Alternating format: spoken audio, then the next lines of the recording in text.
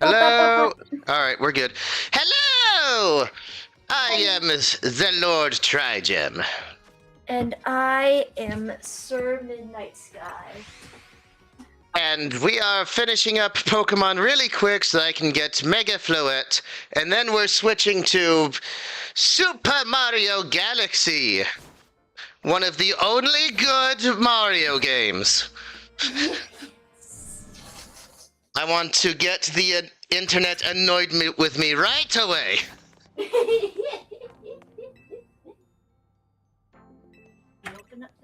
As far as I am aware, there are only 2 good Mario games, and Super Mario Galaxy is one of them. Hello, Tawny. I shall destroy you.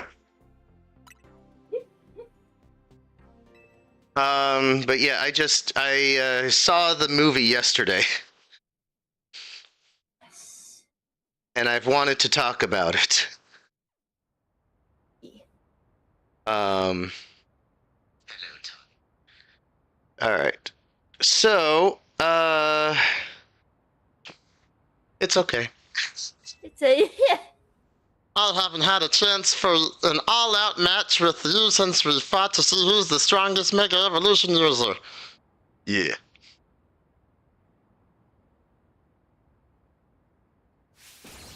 Watch me win! Can't wait to stop using this voice with Tawny and start using it with, like, one of the Lumas or something. Yeah. Alright. Tawny from Team MZ has a Meow Stick. What's my answer to Psychic? I think you do have a Dark type attack, but I also have a Ghost type Pokemon. Yeah, I've decided that these 6 Pokemon are my go-to team right now. It's filled with some of my old favorites and some of my new favorites. Alright. Like, I really like Mega Frostlass. Fair enough. Yep. Let's do a Shadow Ball.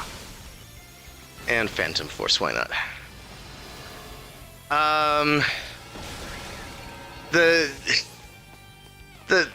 The Mario movie is good-ish. It's just, I don't know, I'm having a hard time talking about it now that I'm, like, fighting someone. Yeah, that's fair. Yeah, I figured.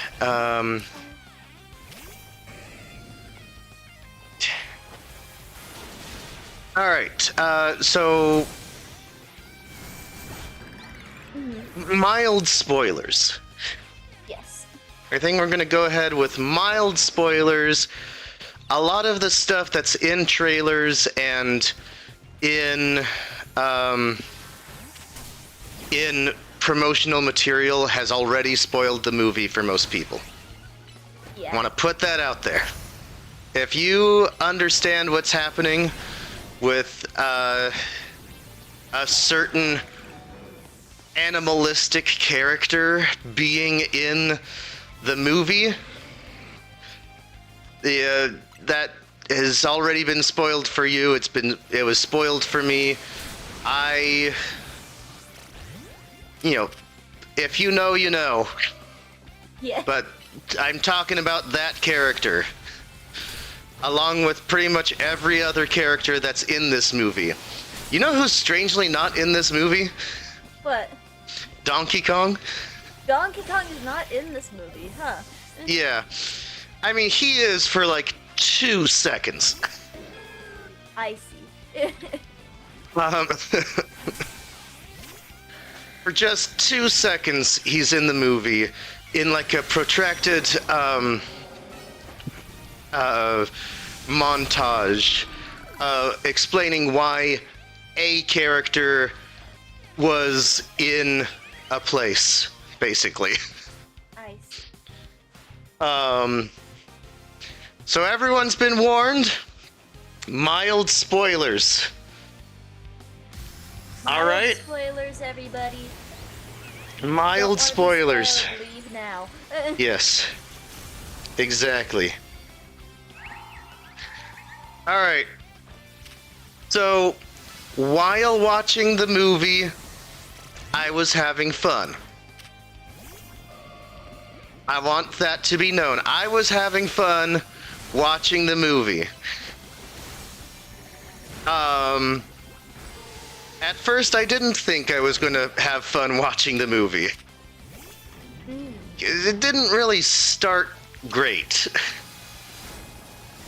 Because, like, the first... Like, it started with, okay, I liked that scene. Oh, I did not like that scene. Oh, I liked that scene. Oh, I did not like that scene. No wonder you're the strongest of us. The movie is very rushed. It doesn't feel like it in the moment, but it is very rushed. Like, again, if you're in a scene, it's like, okay, the scene is going along fine. Once you, like, put all the pieces together in your head, it's like, how the fuck was that 90 minutes? That was, like, enough to fill in 2 movies. Yeah. I'm really glad we met, you know. I couldn't have taken on the whole ZA Royale or protected Lumios if you hadn't been there. Yeah. Yes. Gimme. Another metal coat? What the fuck? What the fuck? Okay, experience candies. Give me. You want to read this? Can I have a word? Emma? Yeah, sure. Oh, yeah, that's you. Oh, yeah, sure. It must be pretty important if you came to find me. Sorry, give us just a second, okay? Gotta be playing Mario, man. I want to be playing Mario. Emma, are you sure? Alright. Oh, TriGem. Come on, we need to make a stop at Quasimodo HQ. I was hoping this would only take like 10 minutes. Is this like a whole thing? I have no idea. Okay. I don't even want to walk. I'm just going to teleport there. Yeah. Okay. Hopefully it's not more than... Okay, I can only, like, talk about this movie in, like, characters. I will say that part of the reason I liked the movie is because I did not give a fuck. Like, there are lots of scenes where it's like, oh, look, it's that character. Oh, look, it's that character. Oh, look, it's these people from this game. It's like, I did not care. All right, can you... Coming, both of you. All right. Just triple checking. Tani, your jacket was a keepsake from your mom, right? Oh, is the Quasimodo lady the mother? Yeah, it was. Alright. Well, I found the person who gave it to your mom in the first place. Was It me. Yes. Hopefully we can... That jacket was a gift from me. And I'm the mother. Jesus!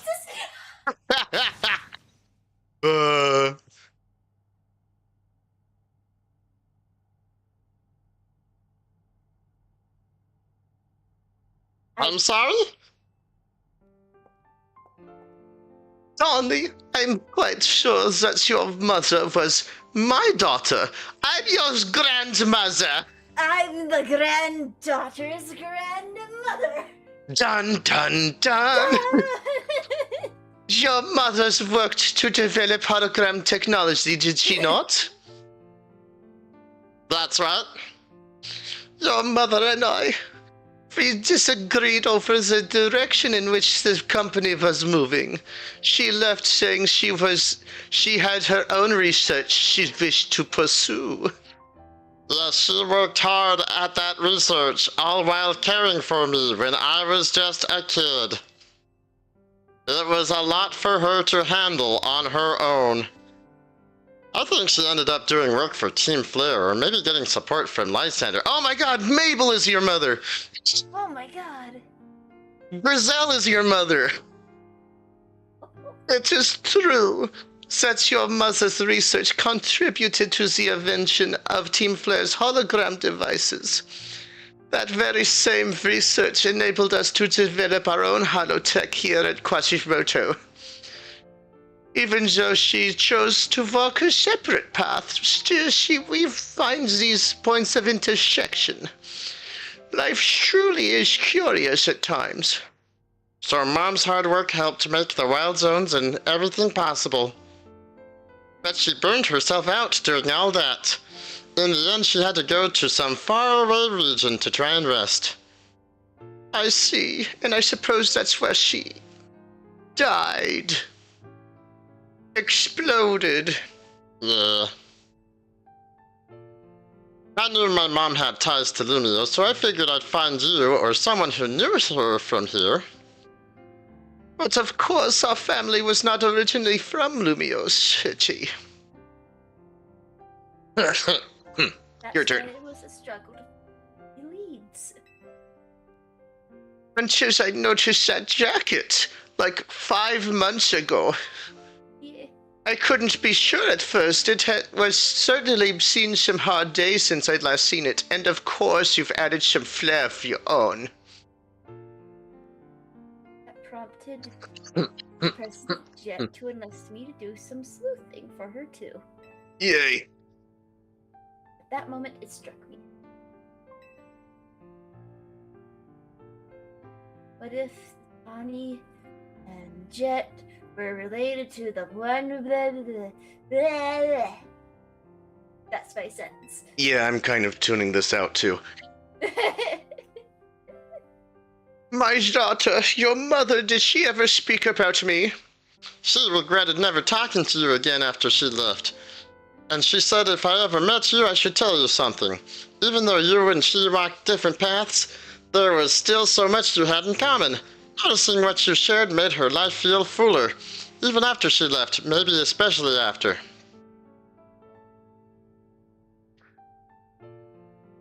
If only I'd been less stubborn. If only I'd tried to reach back and divide this cross sooner. I think it's all right. She'd be glad to know her message reached you at least.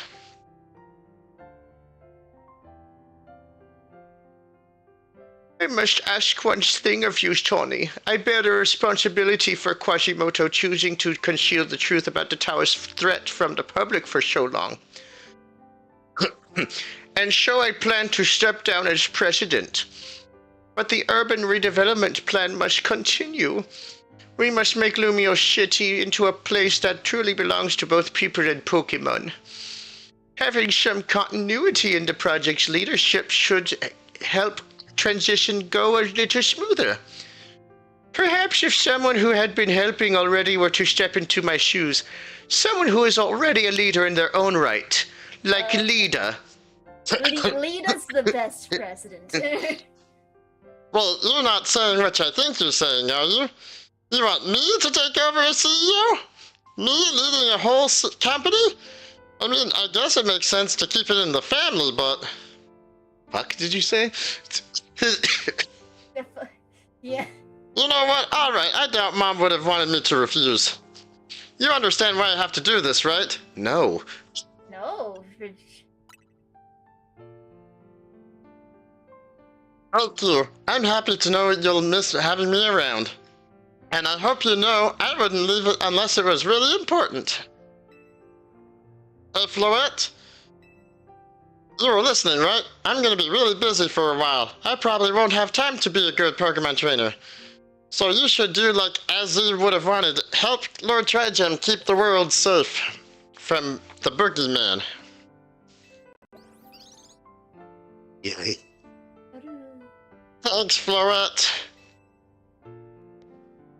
Here, use this well, Lord TriGem. Here's my legendary Floette.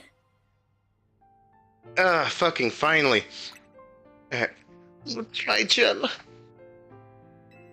I'm so sorry to break up your teams this way. It's alright, even if we're apart for a little, we'll always be a team. I'll come give them the whole story later, but could you break the news to Lita and Naveen? I'll whip up an extra special croissant curry to make it all up to you, I promise. Let's keep doing the best we can. Alright. I'm also like coming down from like a cold. We're done? This is everything done? I mean, I still need to get like a Caesar, but... Yeah. The end.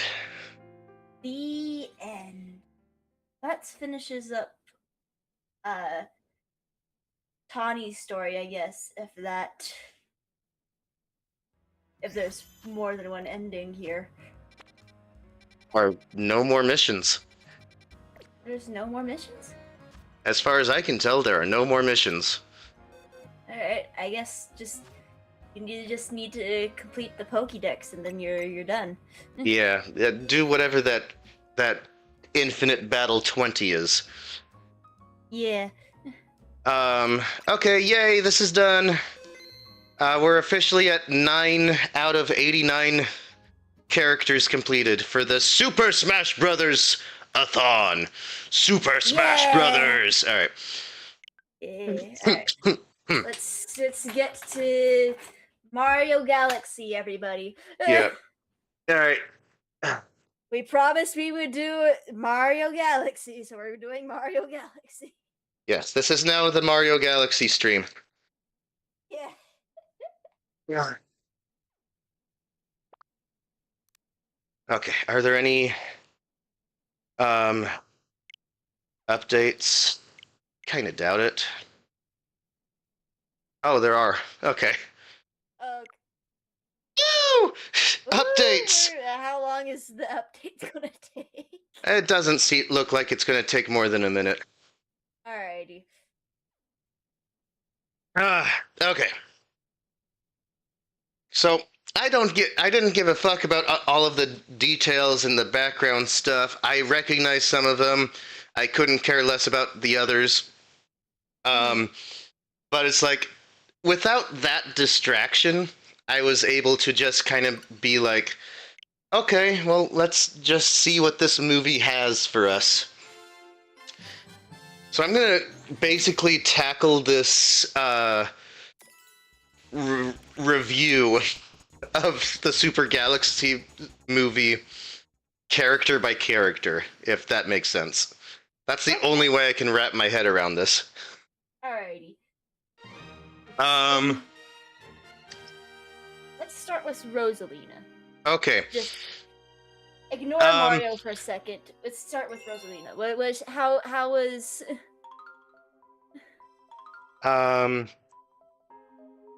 This is okay. We're doing a new file. Yes. Rosalina has like 2 cool scenes. And that's it. If you are a Rosalina fan, she's kind of done dirty. Yeah. Alright. I mean, when she's on the screen, she's played well by Brie Larson. She's got the correct personality for Rosalina. Like, she is the mother of the stars. And she cares very deeply for all of the Lumas. And she is kind of a powerhouse when she's allowed to be. Every 100 years, a comet appears in the skies. Oh my god. The comet was so large one year, it became Princess Peach's birthday party. Yeah. The Toads brought the shooting stars to the castle where they became the Great Power Star. It should have been a very happy time for the citizens of the Mushroom Kingdom. That was the night of the Star Festival, held once every 100 years. You want to read this one? Dear Mario, I'll be waiting for you at the castle on the night of the Star Festival. There's something I'd like to give you. From Peach. Alright. So this is actually the opposite of what happened in the movie. Anyways. Yeah. Um... He came uninvited? No, you don't care about spoilers, right? I don't care. Okay. The reason why Mario is invited in the movie is because it's Princess Peach's birthday party. Oh. Okay, this is going to be annoying. I forgot how annoying the cursor is. Alright, whatever. Oh, and that's like a whole subplot. There are too many subplots. There's too many subplots. There are way too many subplots. It's subplot the movie. Yeah.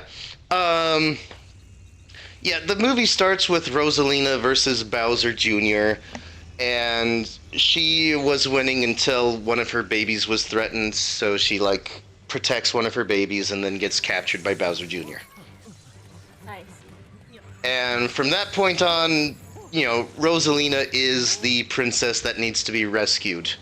She has, like, one more cool scene, and then she is the damsel in distress. But she's also the most powerful princess in all the galaxy. I think they're doing... Believe us, sir. Yeah, I think... I mean, you know, they do enough to prove that she's very powerful, and Bowser Jr.'s plan kind of banks on her being the most powerful princess in all of the galaxy. Princess Peach, you're formally invited to the creation of my new galaxy. In the movie, I was still trapped in the castle for this scene. This festival's over. I don't have a Jack Black in me right now. Maybe next stream. Yeah. You can still hear me. I'm coughing every once in a while. Yeah.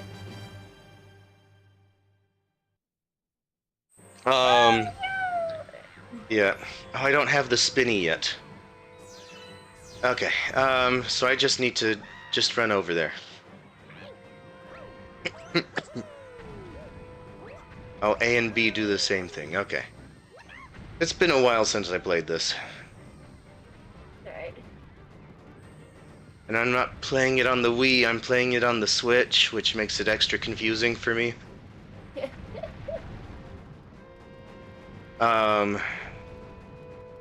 Okay, get on there, activate the next scene. There we go. Okay. Yeah. Rosalina is fine. She's fine. She's the damsel in distress.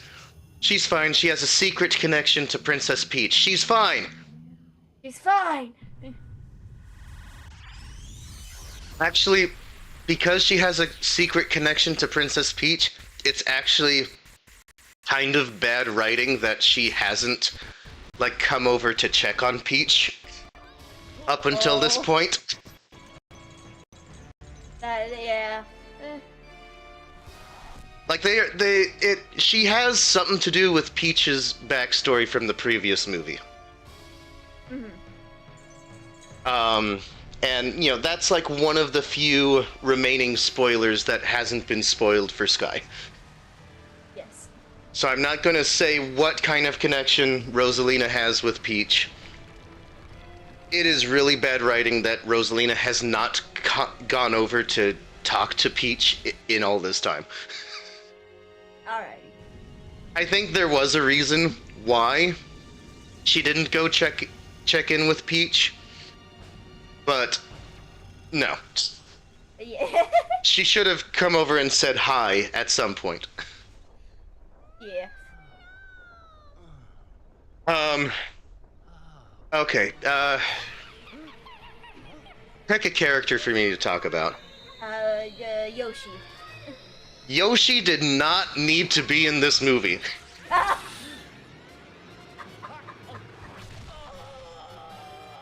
His inclusion in this movie is completely superfluous.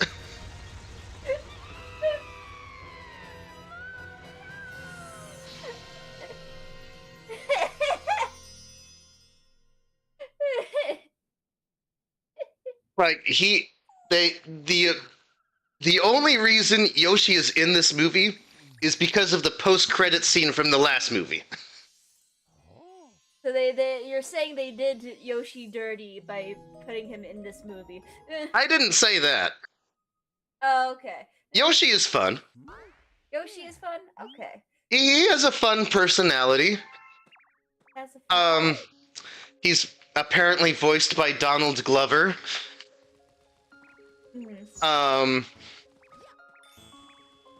And you know, he's fine. He's Groot, basically. Ah, gotcha. But he did not need to be in this movie. He, like, there's an extended scene, there's the montage of him exploring the real world, basically. Mm-hmm. And that's where you get your, like, 2 seconds of Donkey Kong in this movie. I see. He explores the real world, because that's where his egg hatched. Mm-hmm. He's, like, less than a year old, as far as the storytelling from this movie is going on. Mm-hmm. He makes, like, one mistake, and everyone fucking wants to murder him.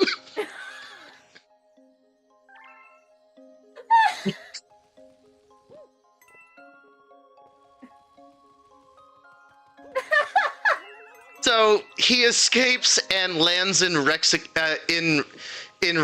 Mexican land from Mario Odyssey. Mm-hmm.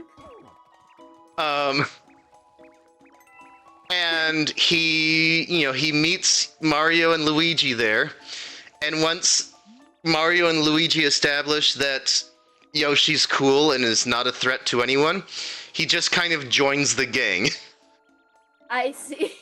Like, that's a joke that Toad makes. It's like, who the fuck is this guy? Oh, this is Yoshi. Yeah, we just met him. He's part of the group now. Toad's like, so you just meet a dinosaur and now he's part of the crew? What? Like, even the characters in the movie are making fun of how bad the script is.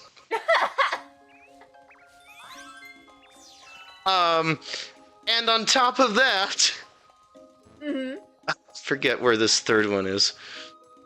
He's probably in, like, grass or something. On top of that, once he is part of the group, he's essentially just an extension of Luigi's character.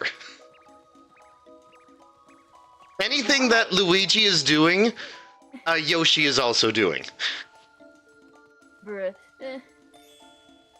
I have no idea where I am on this planet. Where's the last... There you are. Okay. So there were 2 in pipes or something. I don't know. I mean, I saw it for a second, and then you just ignored him. Yeah, whatever.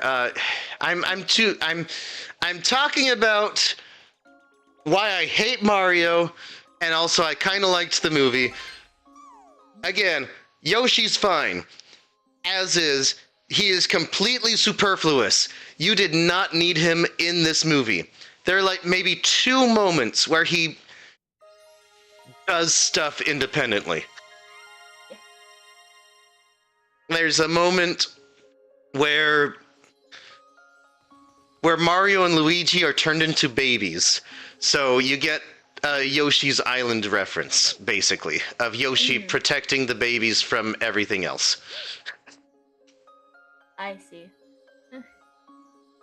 And then he, like, has a moment in the final boss fight that's all his own. And that's basically it. You wanna... Oh, you can't see. I can't see, no. Alright, you're Rosalina. Read the line, please. Alright. Here is the worst voice acting for Rosalina. Here we go. I've been watching you from here. This place is called the Gateway to a Starry Sky.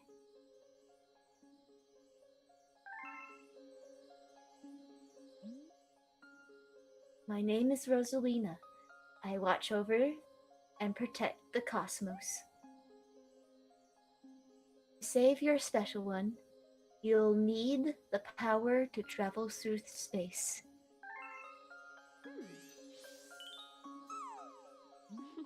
Here, have my child. Whoa! Have my child inside you. Yeah. Are you done with this line?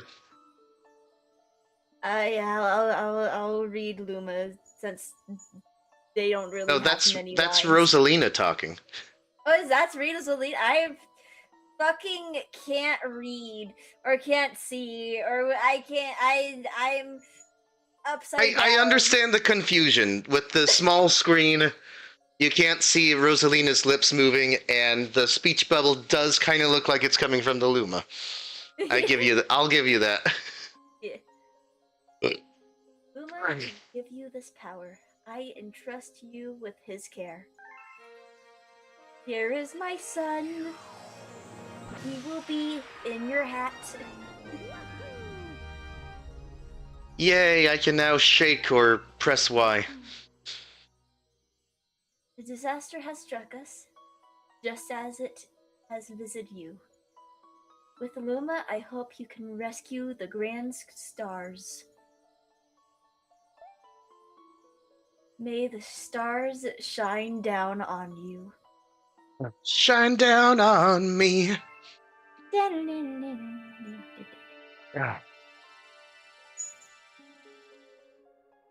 See, like, when Yoshi's on screen, he's fine, he's entertaining. But if you, like, piece together everything that's happening in the movie, he didn't need to be in the movie at all. Yeah. Okay, pick another character for me to talk about. Let's go with Bowser Jr. since he was also introduced in this movie. Yeah, he's fine. It's fine. He's fine. He's a credible villain. I'm having trouble like finding things that are like wrong with the character or right with the character. He exists. I see. Which maybe be the most damning thing I can say about Bowser Jr. actually. Yeah, good to see you. Yeah, I got it. I know how to play the game. I know how to play the game. This is one of 2 Mario games that I actually like. Yeah. With your favorite being Mario Sunshine, right? Yeah. Yeah, and you know, that one's divisive, but I don't know, I like it. It's also my first Mario game, so you know, and I've played some of the ones from before. I've played Super Mario 64, but I never beat it because I could never figure out how to beat Bowser. Like, what do you mean I'm not spinning him correctly? I read the instructions, spin him and then let go in the direction you want him to be let go. I did that. He's still not dying. I think it took like all 3 siblings just to beat most of Mario 64, and we could not, for the life of us, beat the final boss. Yeah.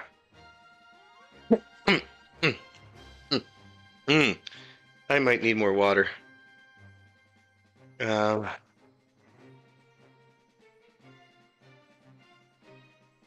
Maybe when we're living inside like the same household and enough people ask for it, maybe, just maybe, we'll try to beat Mario 64 again. But that is a huge maybe.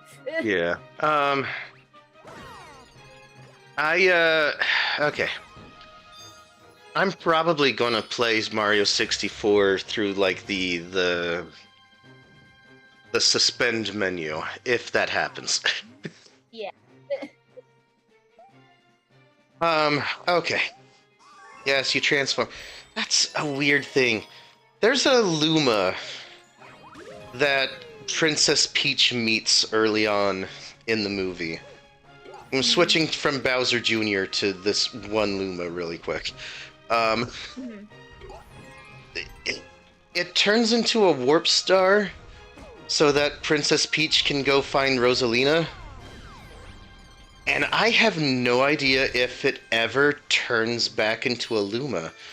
Like, that Luma might just be forever a warp star. Like, we never see Lumas in this game transform back. They essentially turn into planets and warp stars forever, as far as I can tell, right? Right, yeah, that seems to be the lore, yeah. So, it's entirely possible that that Luma that Princess Peach met, it will never, ever be a Luma again. And I just put those dots into my head right now. Yeah. Okay, so Bowser Jr. is...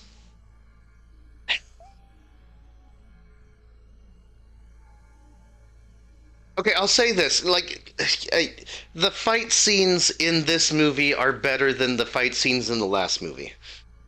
Okay. And I don't know what changed necessarily. It's just, it's easier to see what's happening in this movie than it was in the last movie. And that's like the biggest compliment I can give Bowser Jr. is like, I liked watching him fight. In terms of character, he's there because we need Bowser to do stuff, basically. I see. Am I turning them yellow or am I turning them blue? Turning them blue. Okay. Wait, no, blue. Okay. Like, you asked me about Bowser Jr. It's like, what do I think about Bowser Jr.? Like, he's not a bad actor, whoever's playing him. But his character exists so that things can happen with Bowser Sr. That's what it feels like to me. Like, even Kamek is back. He kind of ages 30 years between movies somehow. Yeah. But he's like the doting grandparent watching over the progress of Bowser Jr. It's like, oh, your first princess captured. Your father would be so proud of you, kind of thing. I see. That is interesting, yeah. Yeah, so Bowser Jr. is only interesting when he's with his father. I see.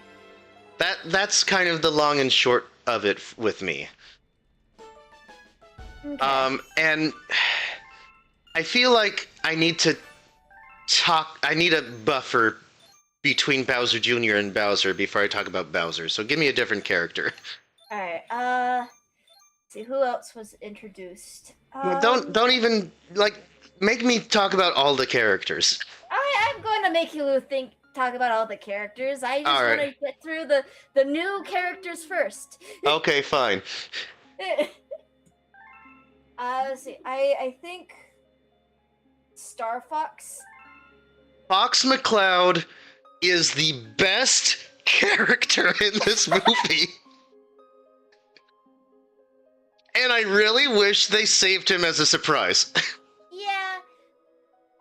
Like, I haven't watched the movie, and I'm like, why did you reveal that so early?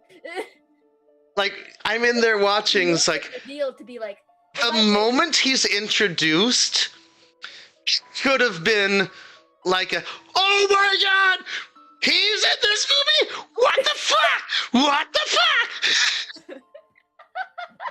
Yeah, And then he that's sort of the way continues. they introduced the character. He continues to be in the movie as a major character? What the fuck?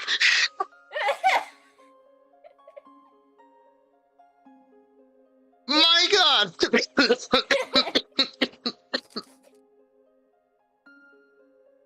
because because we all knew that he was going to be in the movie, it wasn't that much of a thing, and his entire introduction scene was built to be a what the fuck moment. Yeah. Like, you need to see it for yourself. Like, it is hype. It is a hype introduction. Alrighty. Like, he's kind of full of himself, but the movie 100% gives him the clout, basically. I see. We pass this area once every 100 years. So that's a thing that's not in the movie. This space station only passes every 100 years. That could have been a good enough excuse to say, hey, sorry wasn't visiting. Yeah. Okay. Need to, like, put that on vibrate. Okay. Okay, I'm gonna talk more about, Star Fox, but I really need some more water. Alright. Fair enough. Okay, he discovered the power to cross the universe. That's not so much of a thing in the movie. You have one request. The observatory uses star power. Let's do the star power. Alright, they're domes, galaxies. You can get the star power to get more star power to get more star power. If we'll do that, we'll be able to do the thing. Then perhaps we can pursue the thing. Oh god. Oh god, he looks so weird. Why does Mario look so weird in this movie? He looks weird in the movie. Fuck, I need more water. I'll be right back. Alright. Entertain the troops, please. Yep, I'll introduce. I'll do the thing. Alright. So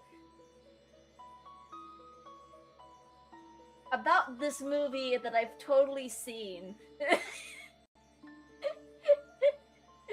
I have nothing to talk about because I haven't seen the movie, which could have been a thing I could have done with, like, my girlfriend, but I didn't. I was like, oh hey, you want to go see this comedy show? That we didn't see the comedy show, so we did. That's now not a thing. It's not a thing. Also, what? That might be a little bit oversharing. I don't know.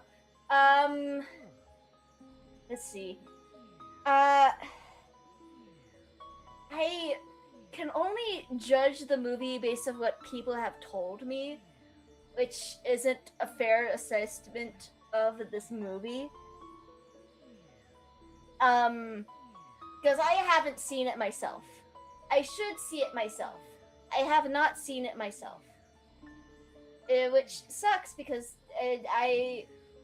it's definitely a thing I should do, considering what we cover on this channel, and majority of Super Smash Brothers is like Nintendo characters, which kind of means I should watch this movie, and I straight up haven't. And if I woke up earlier in the day, maybe I could have watched it in the theater before coming here, but I haven't.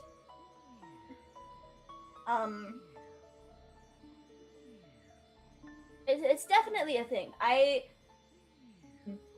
I think one of the things I should do is, like, Alright, I'm back. Okay, you're back. That's He's good. sleeping. You're good. We're doing the thing. I I think I just talked about the whole time about the fact that I haven't watched the movie, and because I haven't watched the movie, I cannot give a fair judgment of said movie. It's fine. The overall thing is fine. If you're in the moment, you'll have fun. When you stop to think about it, all of the faults show up. Gotcha. Yeah. But yes, Fox McCloud, he's voiced perfectly by Glenn Powell. He is the best character in this movie. Yeah. Like, I know nothing about Star Fox, but I am a diehard Star Fox fan now. I mean, I think they did put Star Fox in the movie just so they can, what's so they can promote their new Star Fox game that I think is coming out either this year or next year. I can't remember. Well, I will buy a Switch 2 just so I can play this new Star Fox game. I am a diehard Star Fox fan now. He's cool. He's a little bit full of himself, but not too much. He's basically the Han Solo to Mario's Luke Skywalker. I see. Right down to the part where a bunch of the characters are looking for a pilot to take them to the place where they need to go in the galaxy. And no one will take them except for the roguish character in the corner who's like, I can take you, but it won't be cheap. Yeah. Alright. So Star Fox is kind of the star. He's not introduced until at least halfway through the movie. And he's still not like a focal point to the movie. He's a helper. He helps them get from point A to point B. In the process of doing that, they'll get attacked. You show off some cool flight skills that he has. He has a heart attack when his R-wing is damaged even a little bit. Oh no. He has a goal that's related to, like, I don't want to spoil too much about why he's there, but he's not supposed to be there. And it's stated in the dialogue that he's not supposed to be there. I see. But he helps with the Lumas a little bit. He in the finale he runs distraction so that Mario, Luigi, Princess Peach, and Yoshi can be the real stars of the finale. I see. So, he's not facing off against Bowser or Bowser Jr. He's there as a helper, and for a Mario movie with a surprise cameo from Star Fox, that's kind of perfect. Alright. He is the best character. Totally watch a Star Fox. I would 100% watch a Star Fox movie. I'm hoping they do a Star Fox movie, and I'm hoping that they give the characters room to fucking breathe. Yes. Because again, this is a very rushed movie. Yeah. Alright, give me another character to talk about. Alright, I guess Toad? He exists. He has a couple funny lines. He is Princess Peach's sidekick throughout most of the movie. Okay. That's kind of it. Like what he when you stop to think about it, there's a bunch of characters from the first movie kind of get sidelined in this movie, and Toad is one of them. He's there. He has a lot of screen time. He says lines. He helps Princess Peach do things. The biggest thing that happens to him is a monkey steals his backpack. He has no character arc. And yeah. He made me giggle a couple times, but he wasn't like funny. I see. He's there because Princess Peach needs someone to talk to, because Princess Peach is separate from the rest of the group for a lot of the movie. I see.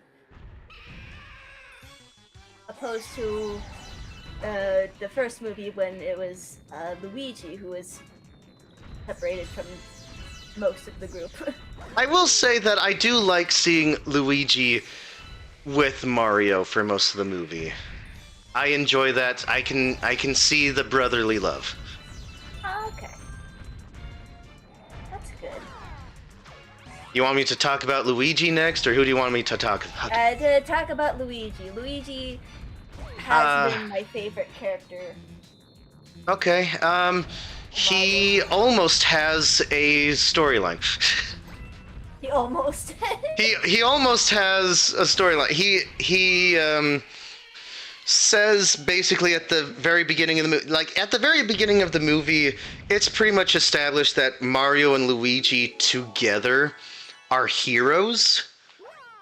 Like people will come to them for help, and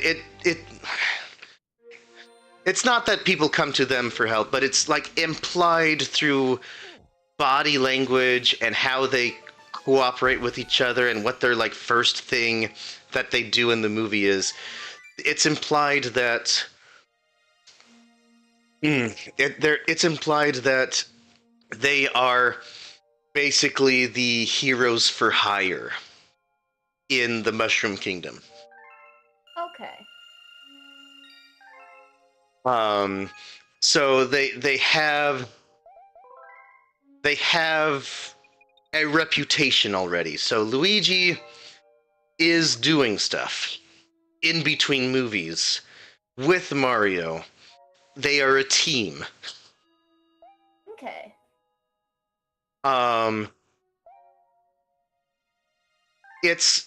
One of his earliest lines is, I'm no longer that scaredy cat. Oh wait, yes I am. And then he blasts something with a bunch of fireballs.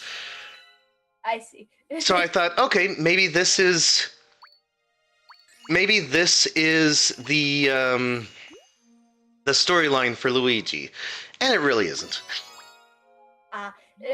So then they get Yoshi to join the team, and it becomes evident very early on that Luigi and Yoshi are kind of bonding faster than Yoshi and anyone else.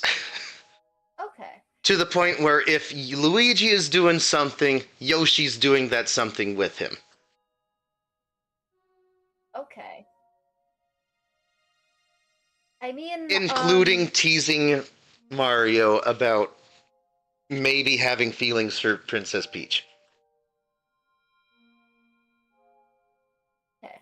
Like, that was one of the first, oh, I hated that scene.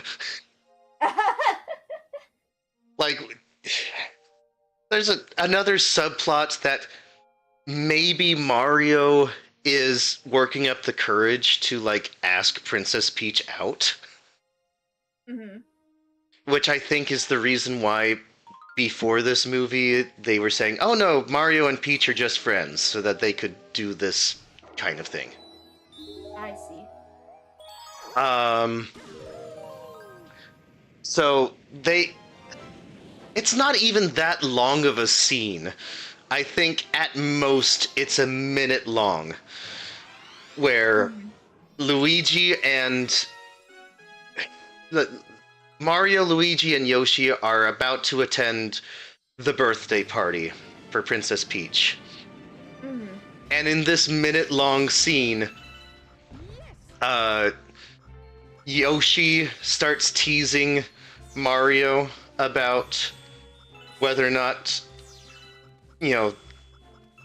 they want to date, and, Yoshi joins in, and even though it's a short scene, it goes on way too long. And I knew, once that scene ended, it's like, I kind of sat in the theaters like, wow, I hated that. That was one of the worst scenes I've ever watched in any movie. I didn't know you could make me hate Yoshi, but you did for this one scene. I hated Luigi, I hated the writing, I hated everything.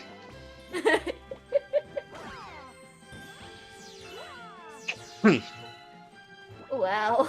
Yeah, it was like, I don't even think it was like that bad of writing necessarily. It was just like, I hate everything that is happening, either because it's too cliche, or it's too much of this, or it's too much of that. I can't give you one specific thing that I hated about this. Just know I hated this scene.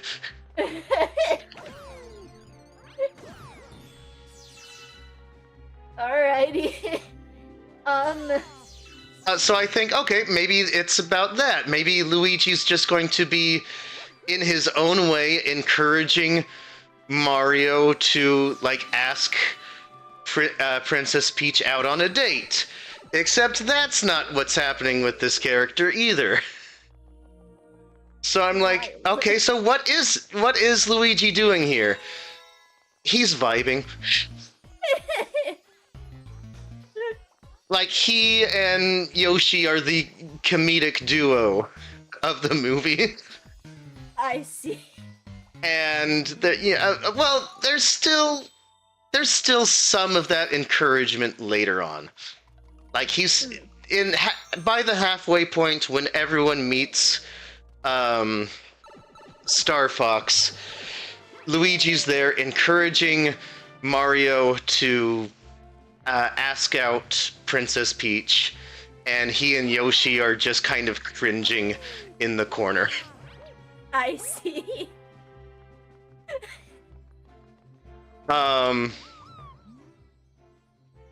Yeah, that's kind of all I have to say about Luigi. I mean, I think the biggest... No, there's other stuff Luigi's doing. Fuck. There's too much and too little of this movie at the same time.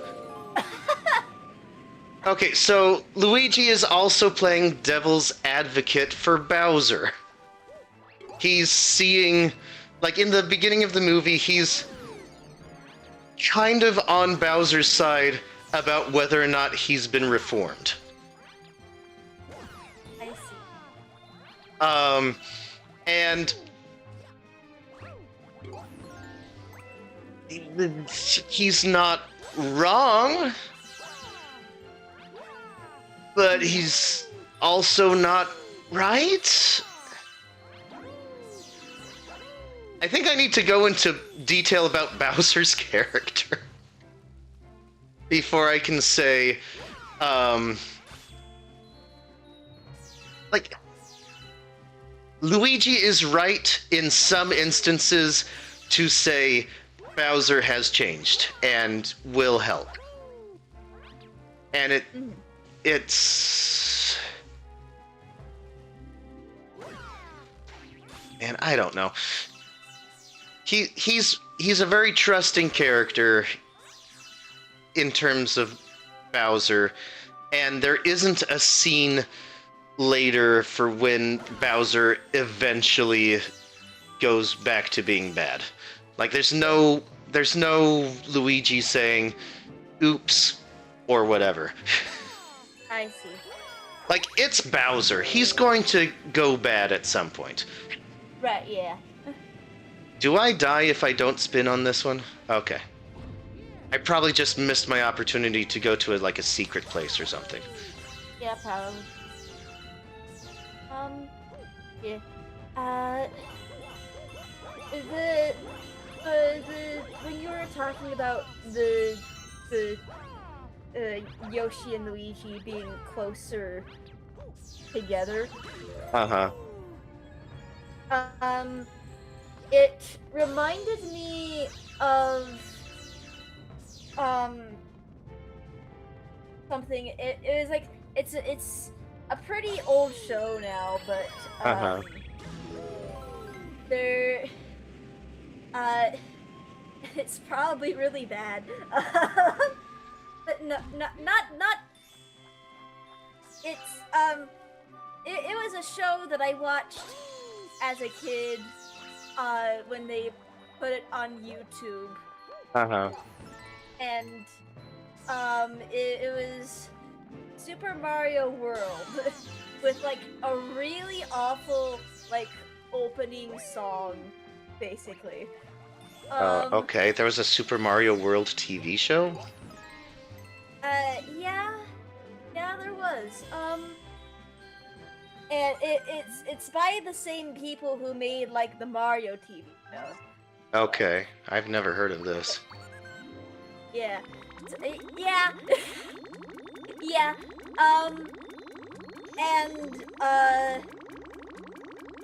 basically in that show, how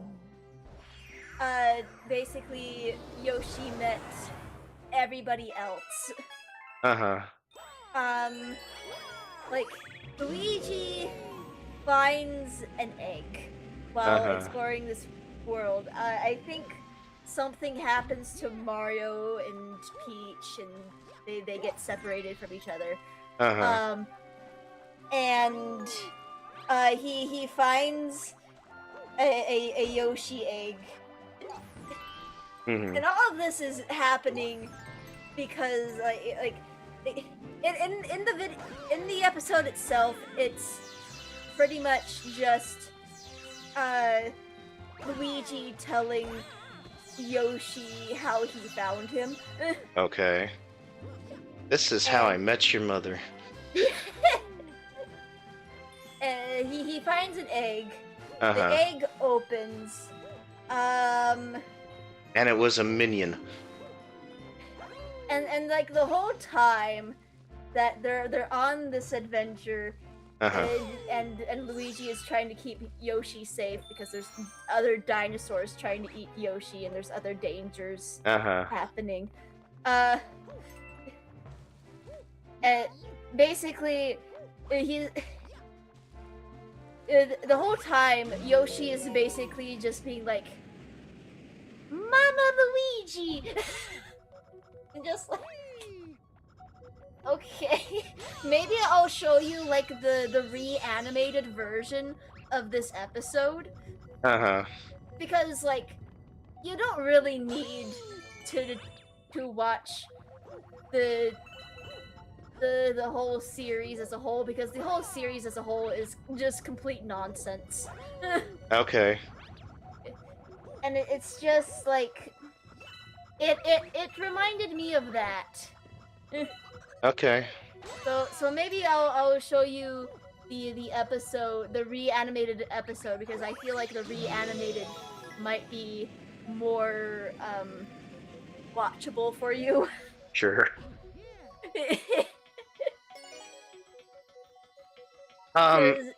Yeah. Everything in that show is just wacky and wild. All right. And I'm so. like, Yeah. why did I watch this as a kid?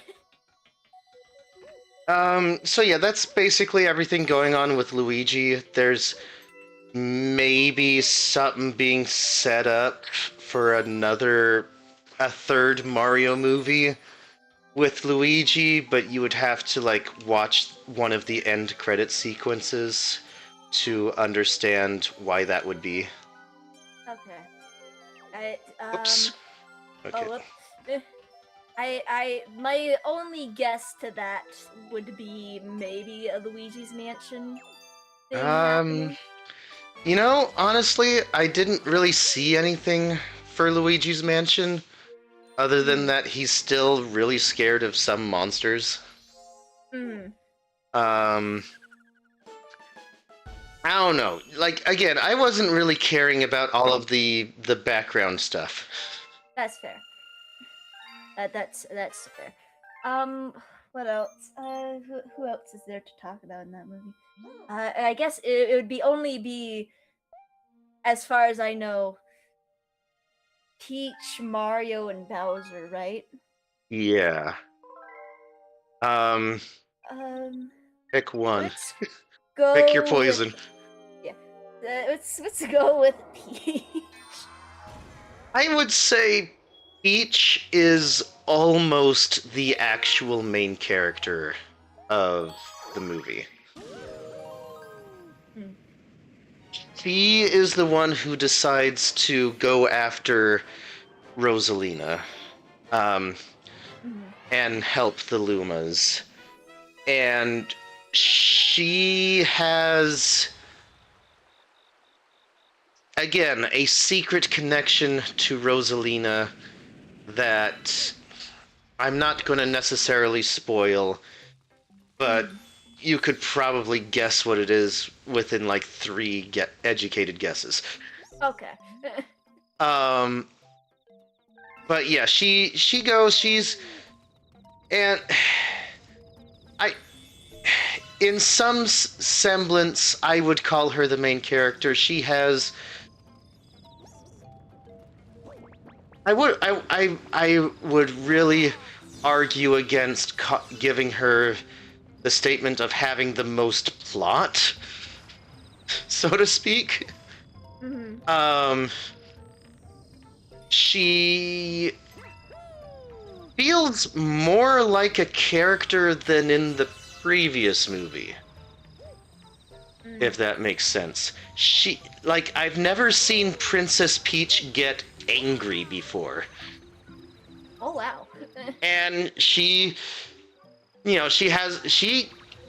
has a little bit of a temper tantrum at one point. It's like, princesses don't get angry, basically. Yeah. I was like, well, that's kind of interesting. A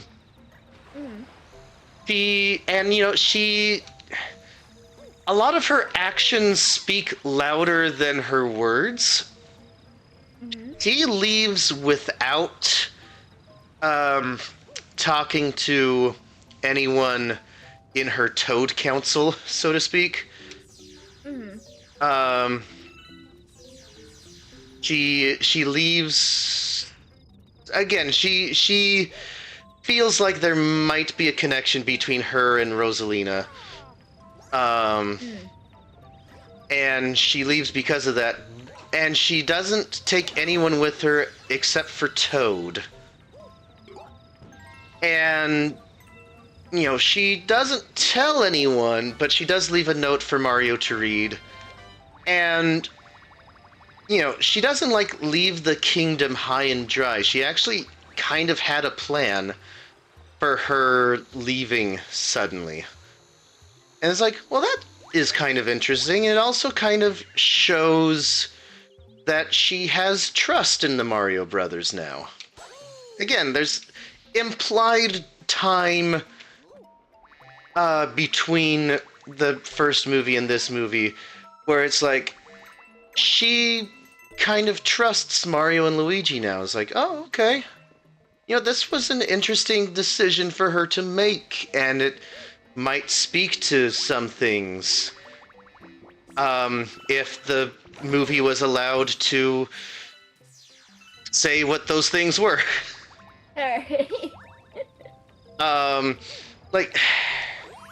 Don't want to spoil stuff, but it is a subplot that Mario's thinking about actually asking Princess Peach out on a date and stuff like that. And he is the only person shown giving Princess Peach a present on her birthday.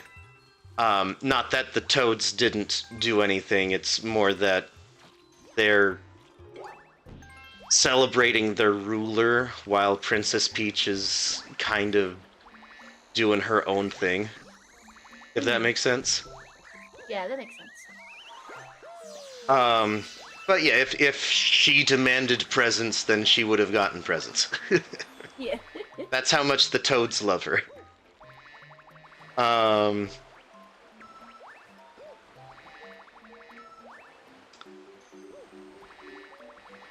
have no idea. Like, I kind of get an idea of, like, she comments about some of Mario's nervous behavior sometimes, but it's never her focus. Her focus is always rescuing Princess Rosalina from Bowser Jr. I see. That is her focus, and I do not disagree with that being her focus in this movie. Yeah. And I think that is a good thing. and she she has big emotional moments, and like I said, she gets angry. I've never seen Princess Peach get angry before. That's interesting. Yeah. Oh, and this bitch. Oh yeah, I forgot that this person was in the movie. Again, she really didn't need to be. She's only in it for like a minute or two, and she's in it to kind of prove that maybe Bowser is on the up and up. Because after talking to the Queen Bee, Bowser kind of... I won't say what exactly he does, but he proves to Mario and Luigi that he's got their back, at least at that moment, and he does something that allows Mario and Luigi to move forward with what they need to do. Okay. So, whatever you think about that Queen Bee character, I kinda don't care.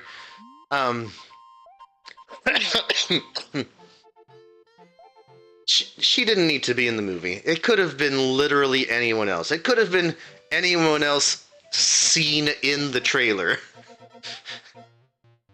I see. Because there are other pointless characters in this movie.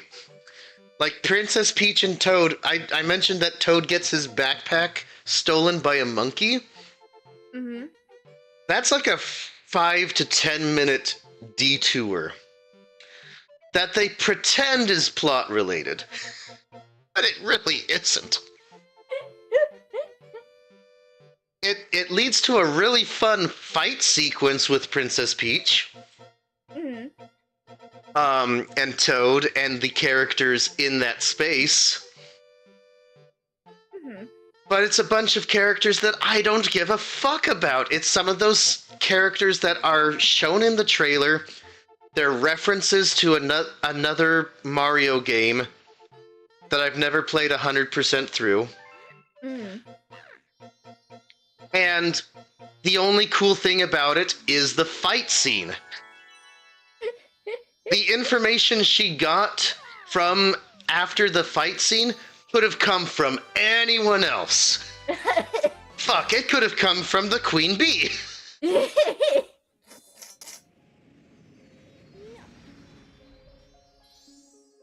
Alrighty. But yeah, Princess Peach has a lot of fun fight sequences. Her, let's call it chemistry. Her chemistry with Mario is believable.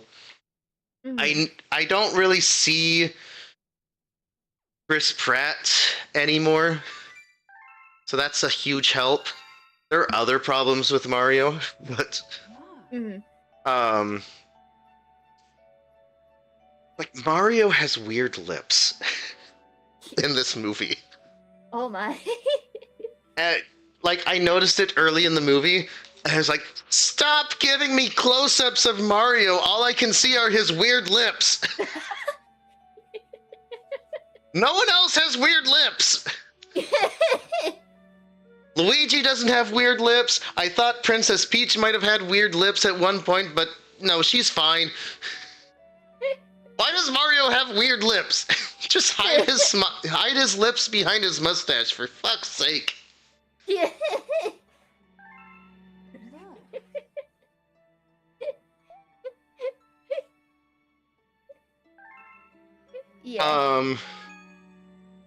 So yeah, there's all of that.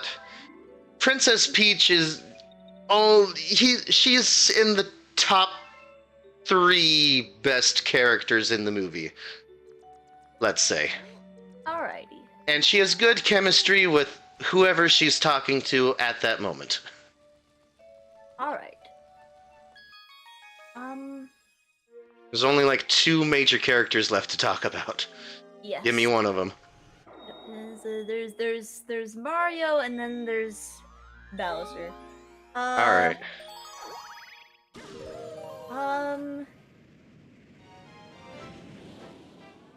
You know what? Let's go with Bowser. Okay. There's a lot to unpack here. All right.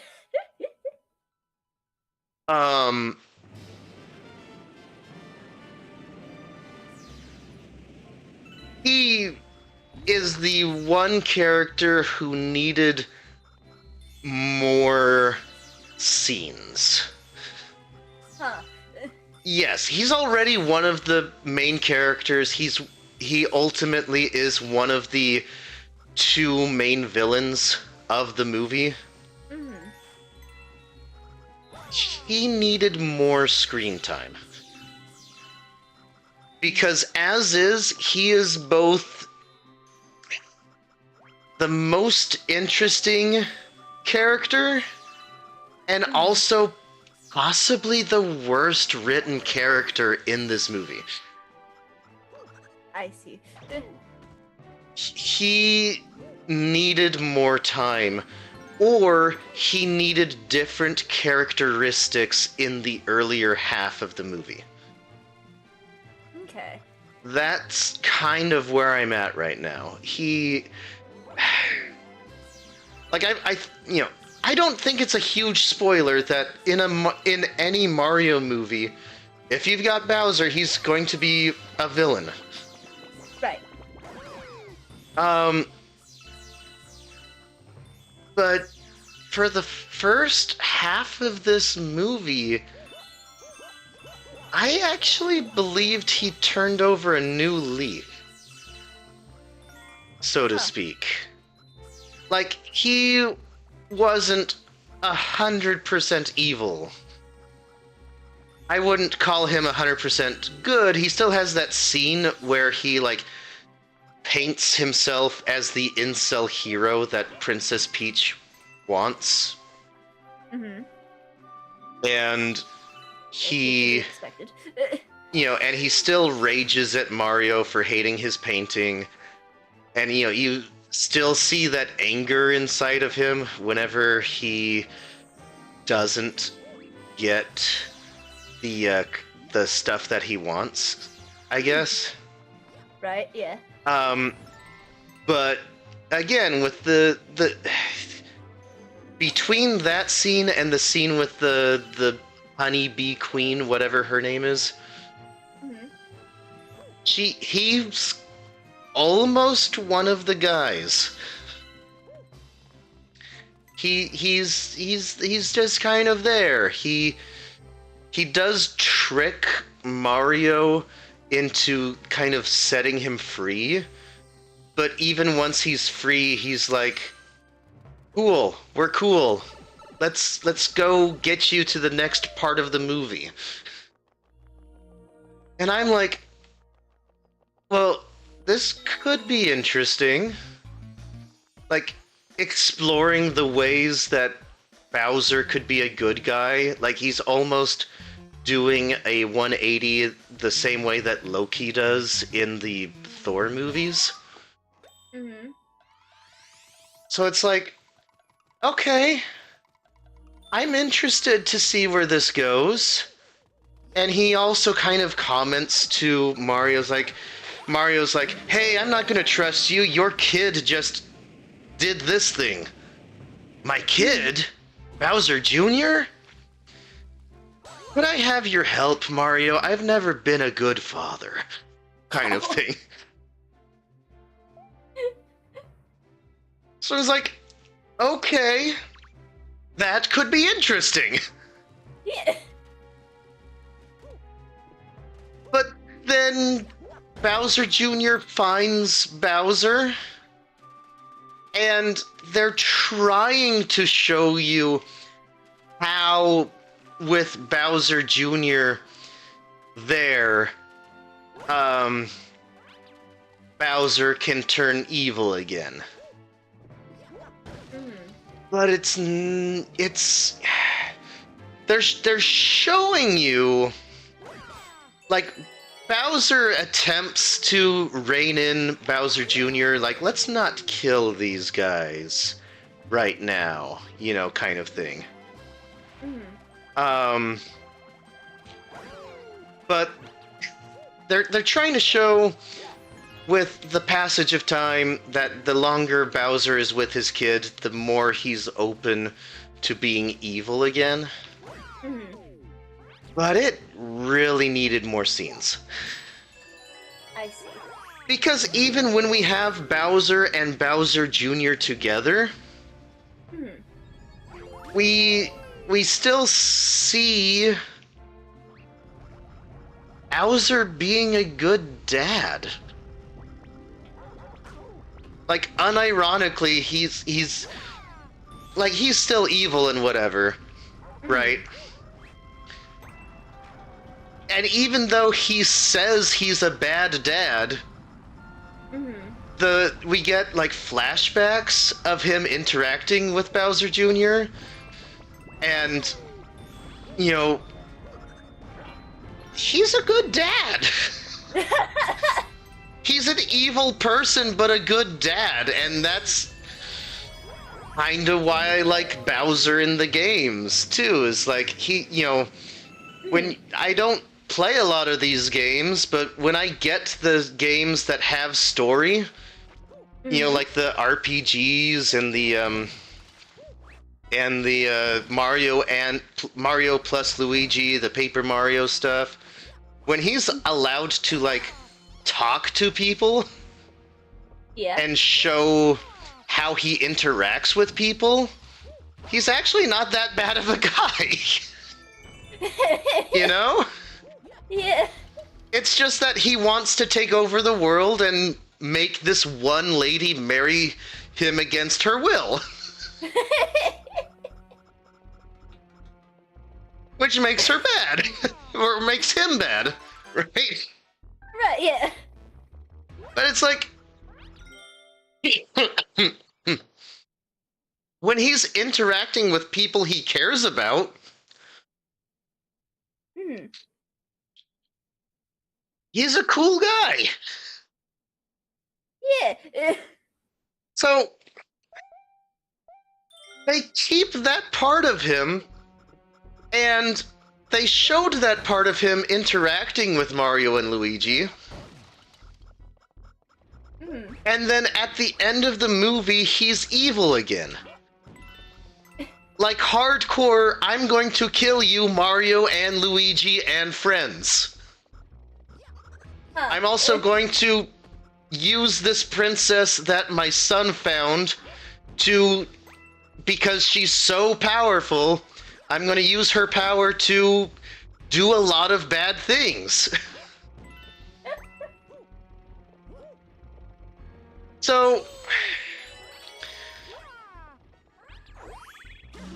I feel like this works in a video game a lot better than in a movie.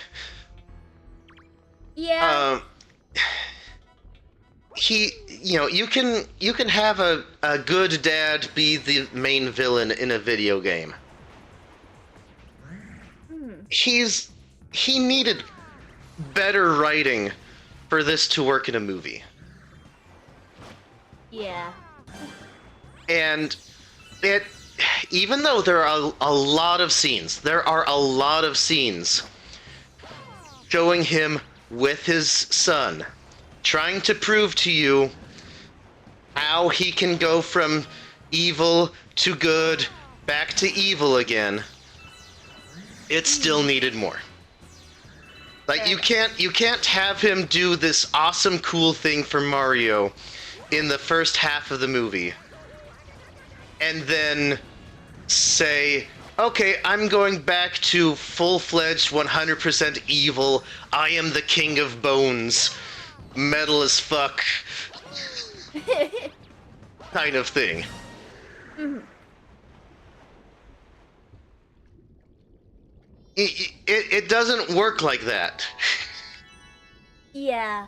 So he's the most interesting character in this movie, and also at the same time one of the worst written characters in this movie. It is very fascinating.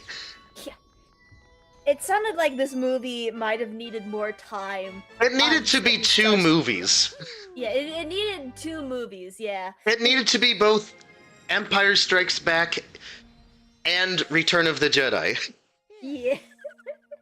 Like, there needed to be, like, oh no, all hope is lost, to be continued. Yes.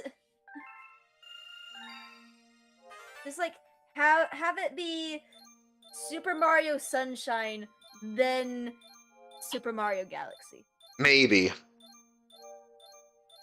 But we also wouldn't have gotten Star Fox in this movie. That's fair. And again, like, I say Yoshi is superfluous, but whenever he's on screen, it's like, okay, this is fine. Yeah. Like you this movie could have been fine without you, but you're also cool to be here. Yeah. So yeah, that's... And then Mario. Yeah, the person you hate. I do hate Mario.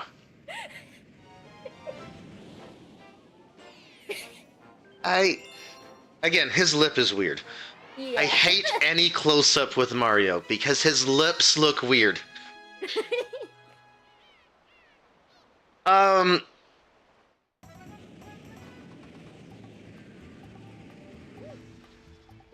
He has a responsibility given to him early in the first third of this movie.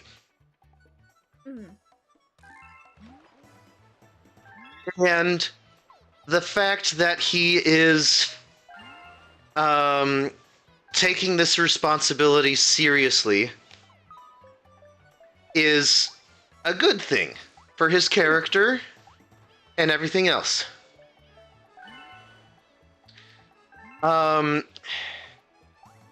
Then the attack with Bowser Jr. happens, and a bunch of scenes with Bowser,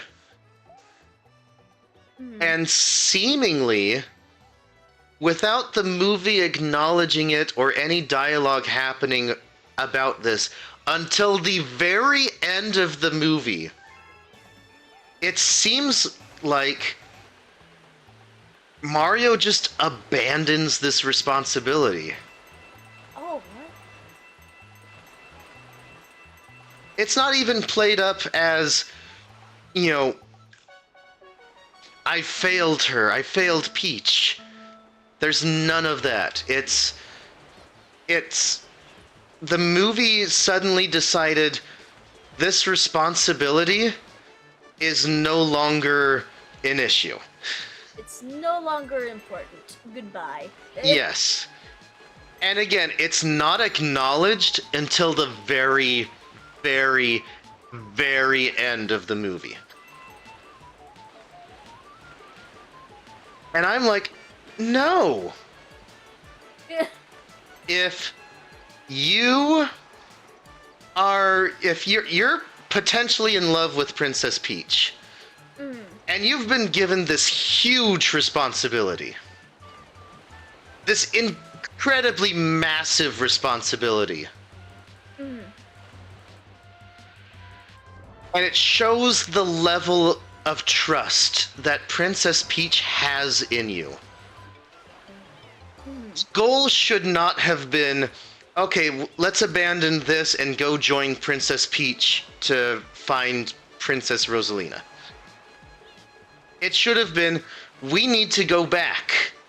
We need to go back and make sure that this responsibility that I've been given is taken care of.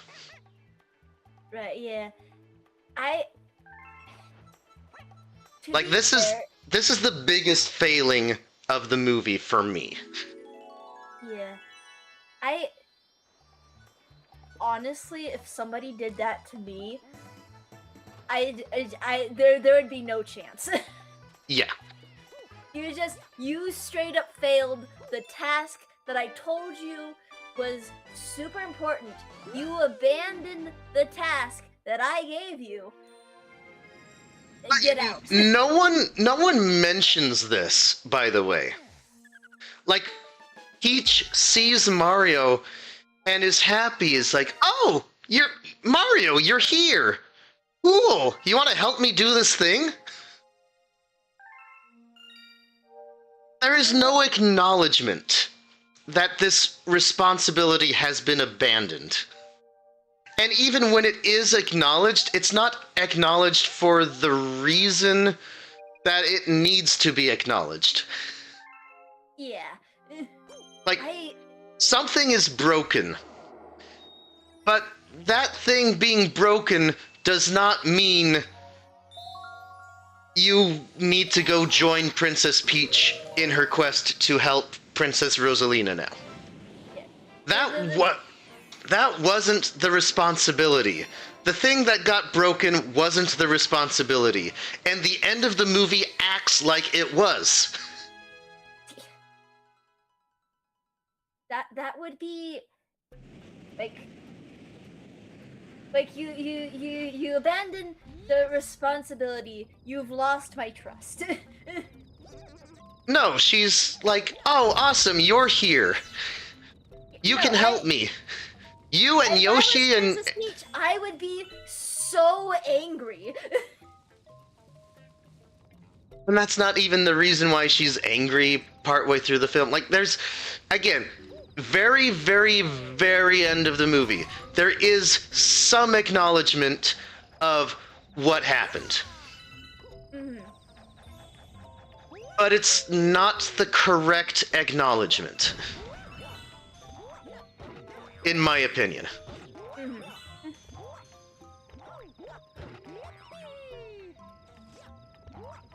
It's kind of played for a laugh, almost.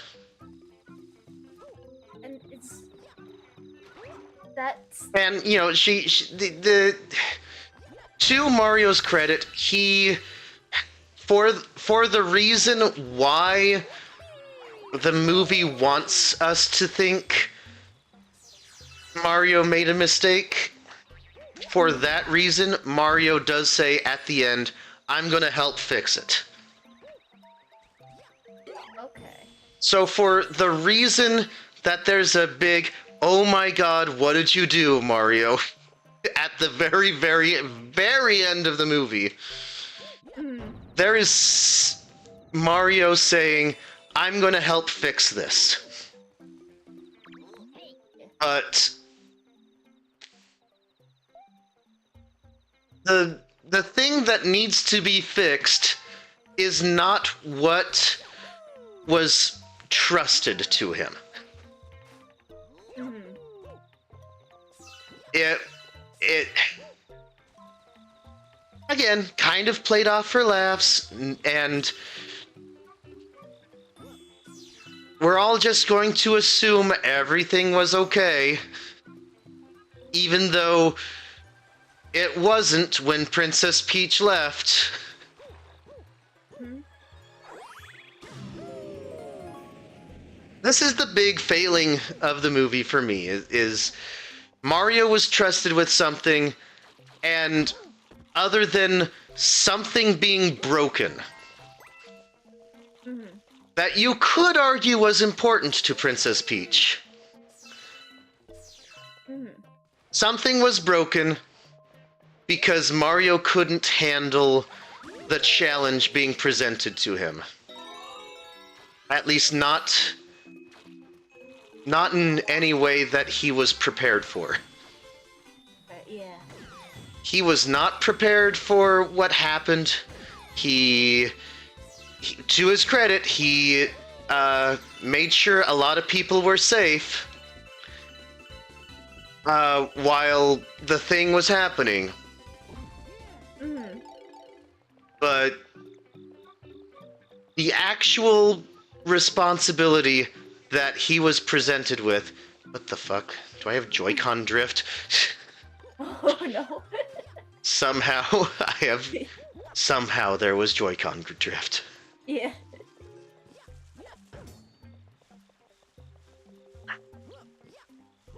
Like, okay, so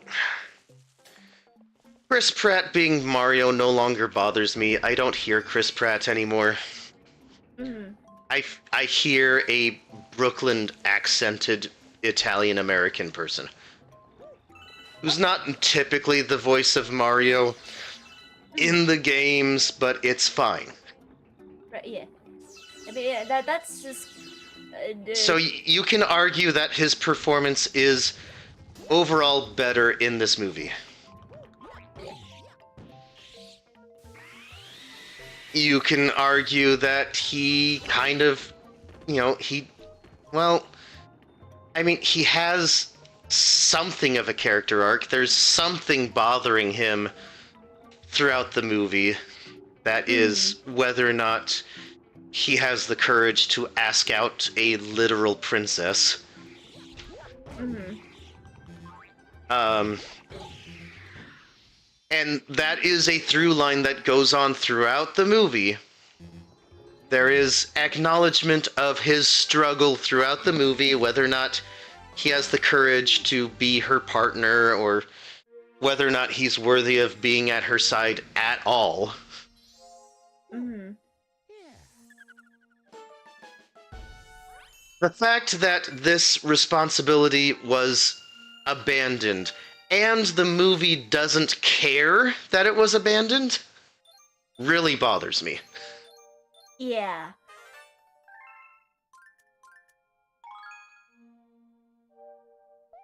So, I've been complaining this whole time. Let's get to some positives. The animation is really good. Yeah, I mean, for the trailers that I saw, the animation looks really good. Like, the animation is really good. The fight scenes are really good. And because I wasn't looking for Easter eggs, I wasn't, like, looking for, ooh, it's that person, ooh, it's that person. I did not give a fuck about Easter eggs.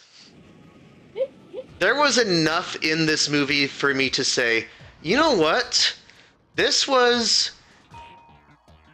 The stuff that I'm seeing in this movie is the stuff that I want to see in a Mario movie.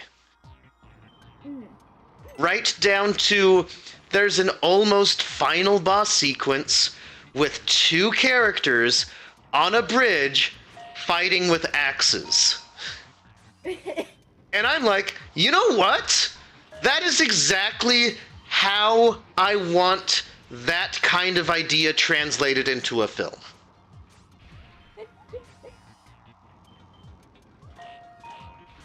That is 100% how I would have envisioned, like, the final boss fight of the first game to be translated into a movie. That is pitch perfect, no notes.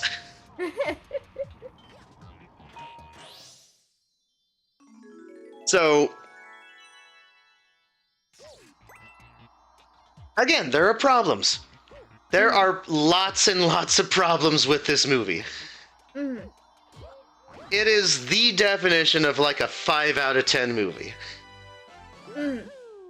But when I think about, okay, what do I want in a Mario movie that I didn't get in the previous movie? I got most of them. Yeah. And I got things that I didn't know I wanted, like a Star Fox cameo. Yeah. And a couple other cameos that will go unnamed. Yeah. Like, even when those cameos were there, it's like, oh, that's funny. I like that. I like this. This character is good as a cameo. All right. Yeah. What next? So, yeah, I think that's my review of Super Mario Galaxy, the movie. Did I miss anything? Let's see. You covered the characters and what their plots were.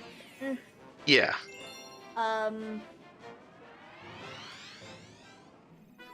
The ending is also kind of rushed, but whatever. It been 3 years between this movie and the last movie. It kind of feels like 3 years passed, even though there isn't like a huge acknowledgement of what everyone was doing in between movie 1 and movie 2. I would still say that there is implied character work that has happened between movies. Okay. But let's see. I guess if there is something you wanted to see with the next movie and or TV show, if they do a TV show, what would you want to see for characters new and old? The next movie I want to see is the Star Fox movie. That's fair. I forget where I'm supposed to go in this mission. That's fine. This is one of those games where you don't necessarily need to know where you need to go, because you'll eventually find it if you walk around enough.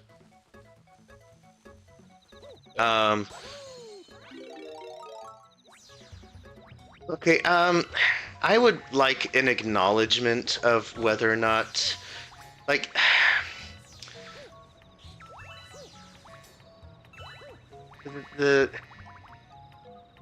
I need things to slow down one. Yeah. In the next Mario movie. Problem with like the last movie too. Was like, I keep forgetting things that happened in the last movie. Oh, you know what? There's one more compliment I want to give this movie. Yes. All of the music is 100% orchestrated. There is no random 80s songs. Yay! That bothered me in like the first movie as well, as that it was just like, here's a bunch of 80s songs. Where's the Mario music?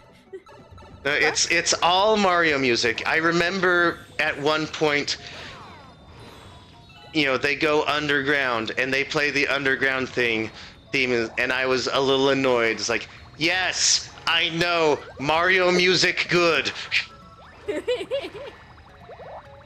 But after that moment, it was like, okay, all the music's good.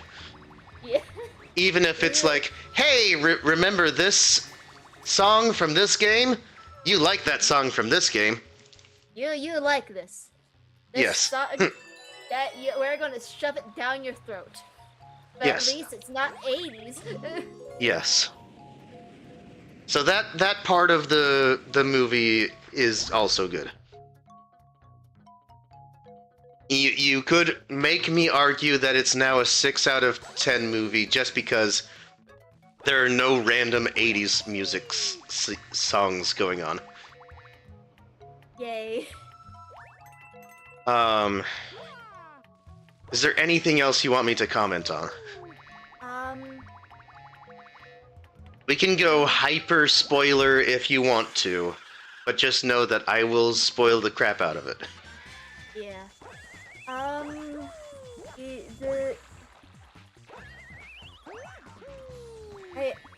know that the Lumas the Lumas are pretty much connected to Rosalina. Mm-hmm. And so their story is probably going to be a part of her story as well. I guess. You guess? Is it? Are they doing something else? I mean, for most of the movie, they are kids without a mom.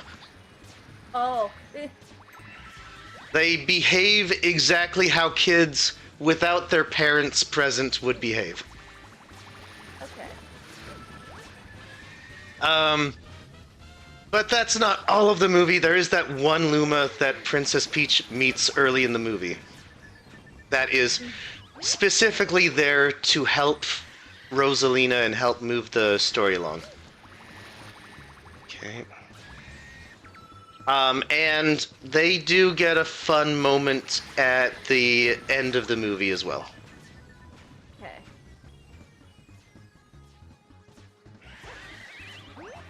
Anything else? We talked about most of the characters that were like story relevant. Mm-hmm. Nobody cares about the cameos that much. Yeah. Except for Star Fox. Star Fox is great. Star Fox is the best character in the movie. Anytime he's on screen, I'm having a good time. Okay.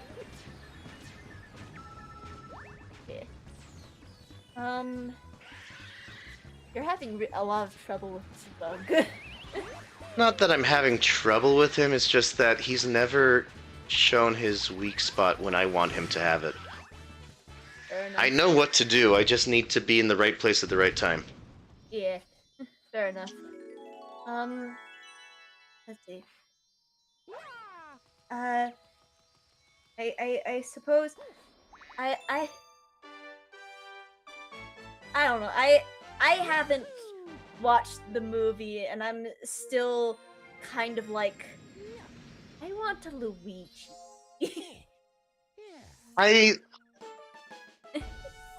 There are hints that Luigi may get more stuff later. Okay. Especially with one of the end credit sequences. Okay. But I don't see any hints towards a Luigi's Mansion movies, so to speak. Okay. I just see. I know. Oh, did I not? Okay. Apparently you did not know. Okay, well, whatever. There never was. See,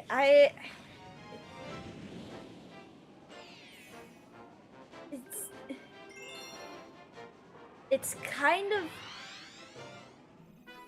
it.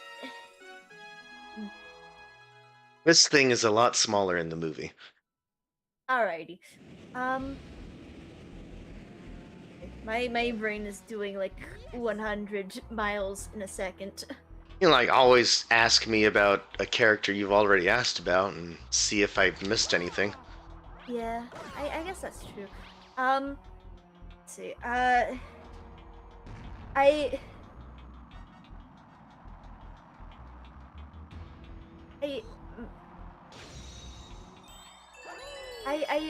do like that Luigi and Yoshi are kind of close in the movie. Mm-hmm. From what you've said, because again, that is like, whether they intended it to be a reference to this or not. I assume everything's a reference. Yeah. Again, I really did not care about any of the background details. There's probably 1,000. There's that, probably 1,000, yeah. Yeah. Like, it implies that... One thing that the movie implies is that the world of Super Mario Sunshine happens on a completely different planet than the one that the Mushroom Kingdom is on. Oh, wow. But that's the only thing. Uh, like, so he has the paintbrush. Bowser Jr. has the paintbrush. But he mostly uses that paintbrush to do Super Mario Wonder things rather than Super Mario Sunshine things. Oh, it's Like he gives himself a form that you can see in Super Mario Wonder. We'll have to play that at some point. yeah. I win. You win. Wow.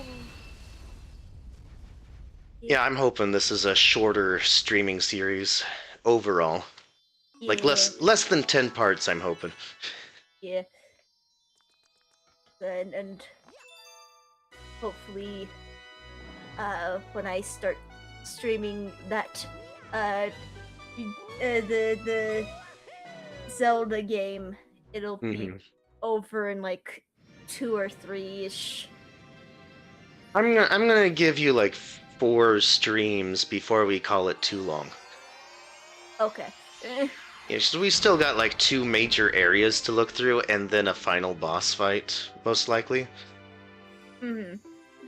So, and I want to allow for other things to happen as well, Yeah. like side quests and stuff. Yeah. Alright, so in Zelda games, side quests are usually a big thing where you just like, okay, I like the main story, but I also want to do side story stuff. Yeah. to be stronger or have like a surprisingly good character as a side quest. Yeah, I mean, a lot of the funniest stuff in the previous episode was because we were doing side quests. Yeah. And then I have 1 more Kirby episode to edit, 2 Kid Icarus episodes to edit, and then the rest of it will be streaming, hopefully. Yeah. I'll be streamed. Yeah. So yeah, those are my thoughts on the Super Mario Galaxy movie. Next week we'll get Sky's thoughts, maybe. And maybe I have to figure out a time in which I can watch the Super Mario movie and then give my thoughts. Mm-hmm. And we'll have a more spoily stream than Yeah. of me going like, oh, You'll either like it or you won't. Sucked. Yeah.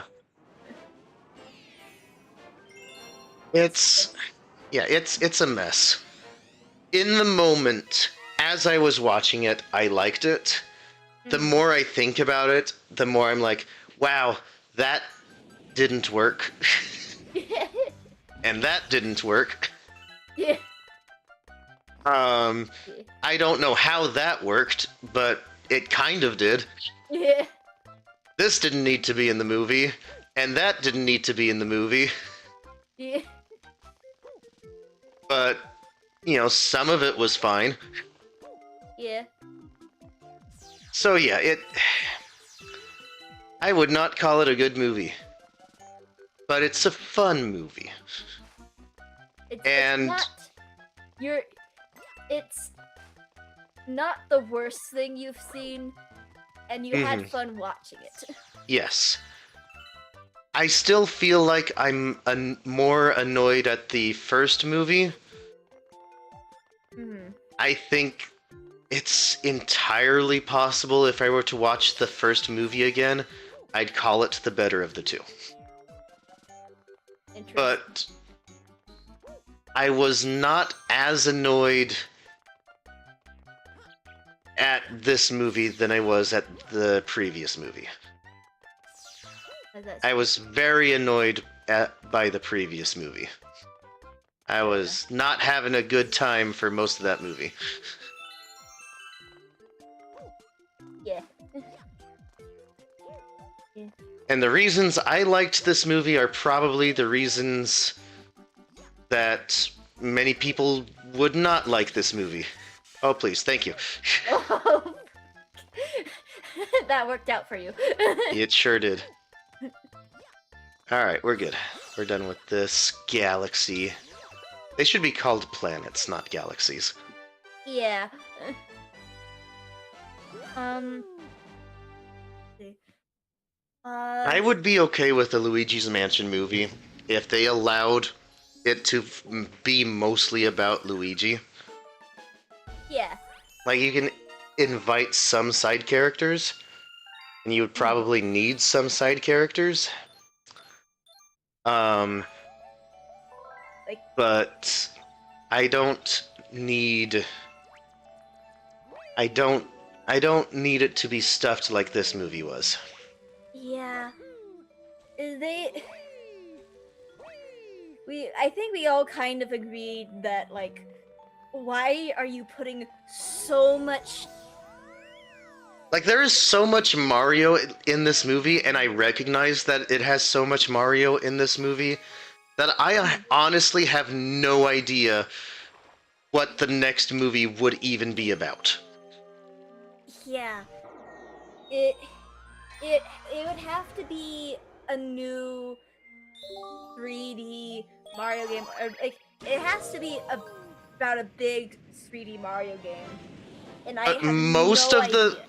most of the big 3D Mario games have been represented in this movie. Yeah. Which I mean, it's like, okay, so I mean, you could potentially argue you could have the 64 storyline be a movie, because I didn't see a lot of that. mhm. Unless there was a lot of that and I didn't notice.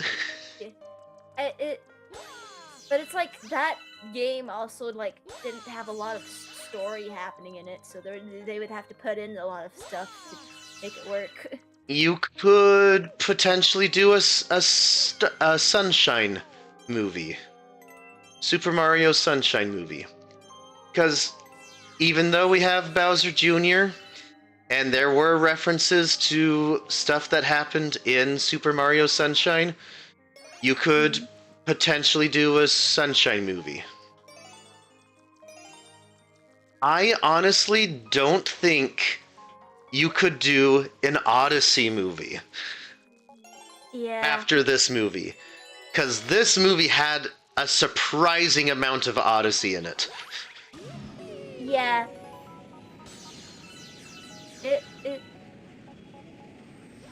Like, even when you thought the Odyssey references were over, it still came at you with some of it. Yes. I get it, kind of, because, like, I think it's been, like, over 9 years since Odyssey came out.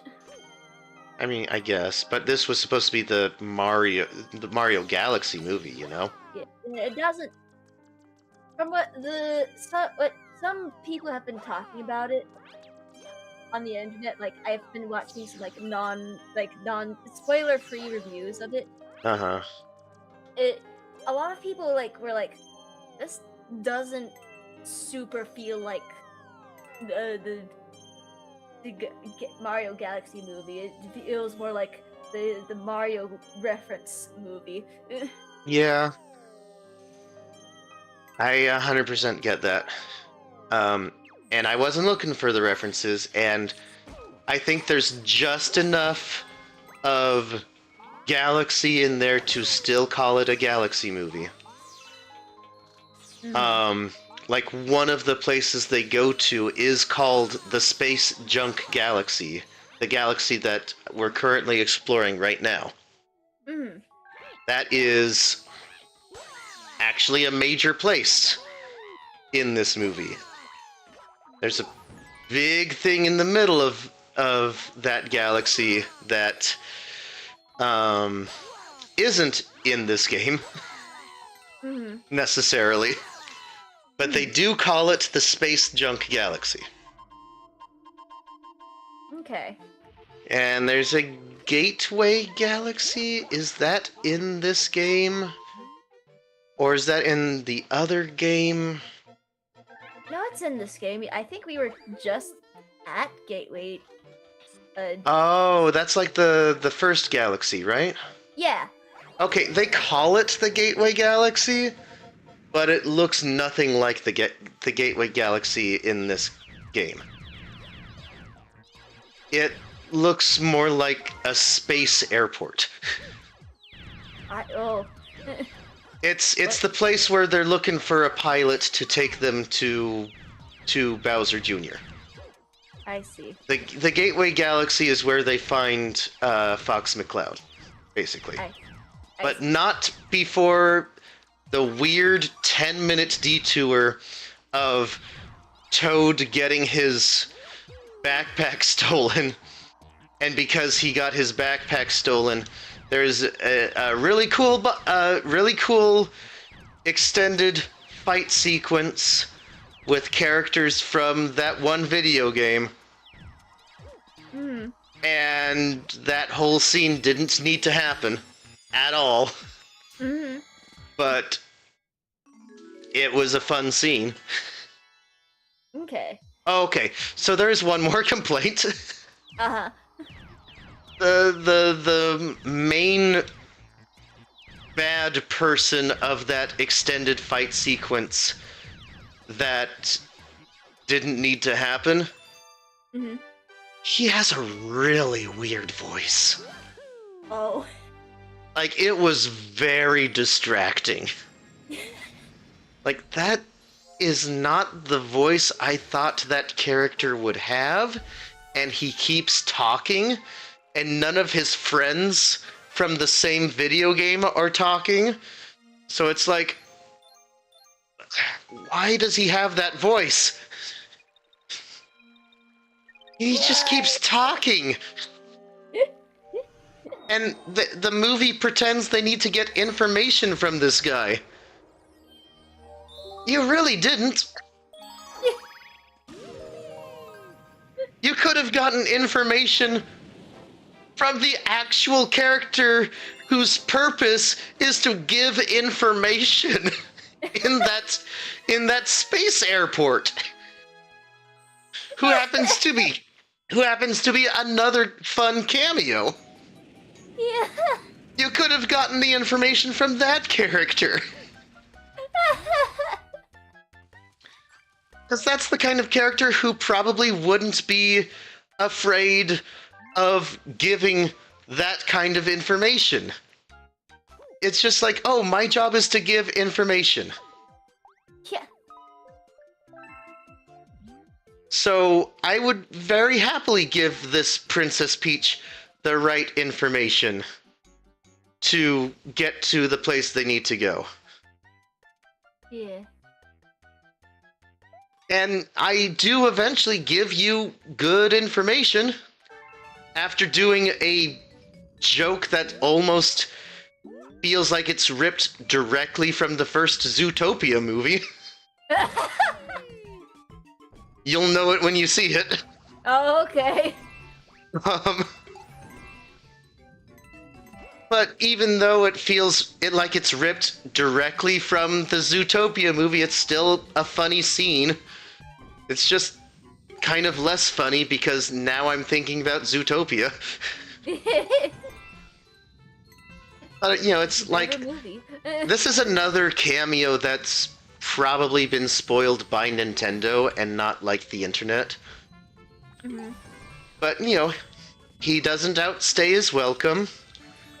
He has a couple of funny scenes, and then, you know, he is basically out of the movie from that point on.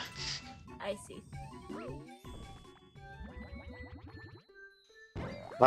So yeah, it's a really mixed bag. I think you're going to enjoy it as you're watching it, and then you're going to remember all the things that I say is like, wow, TriGem was right. Yeah.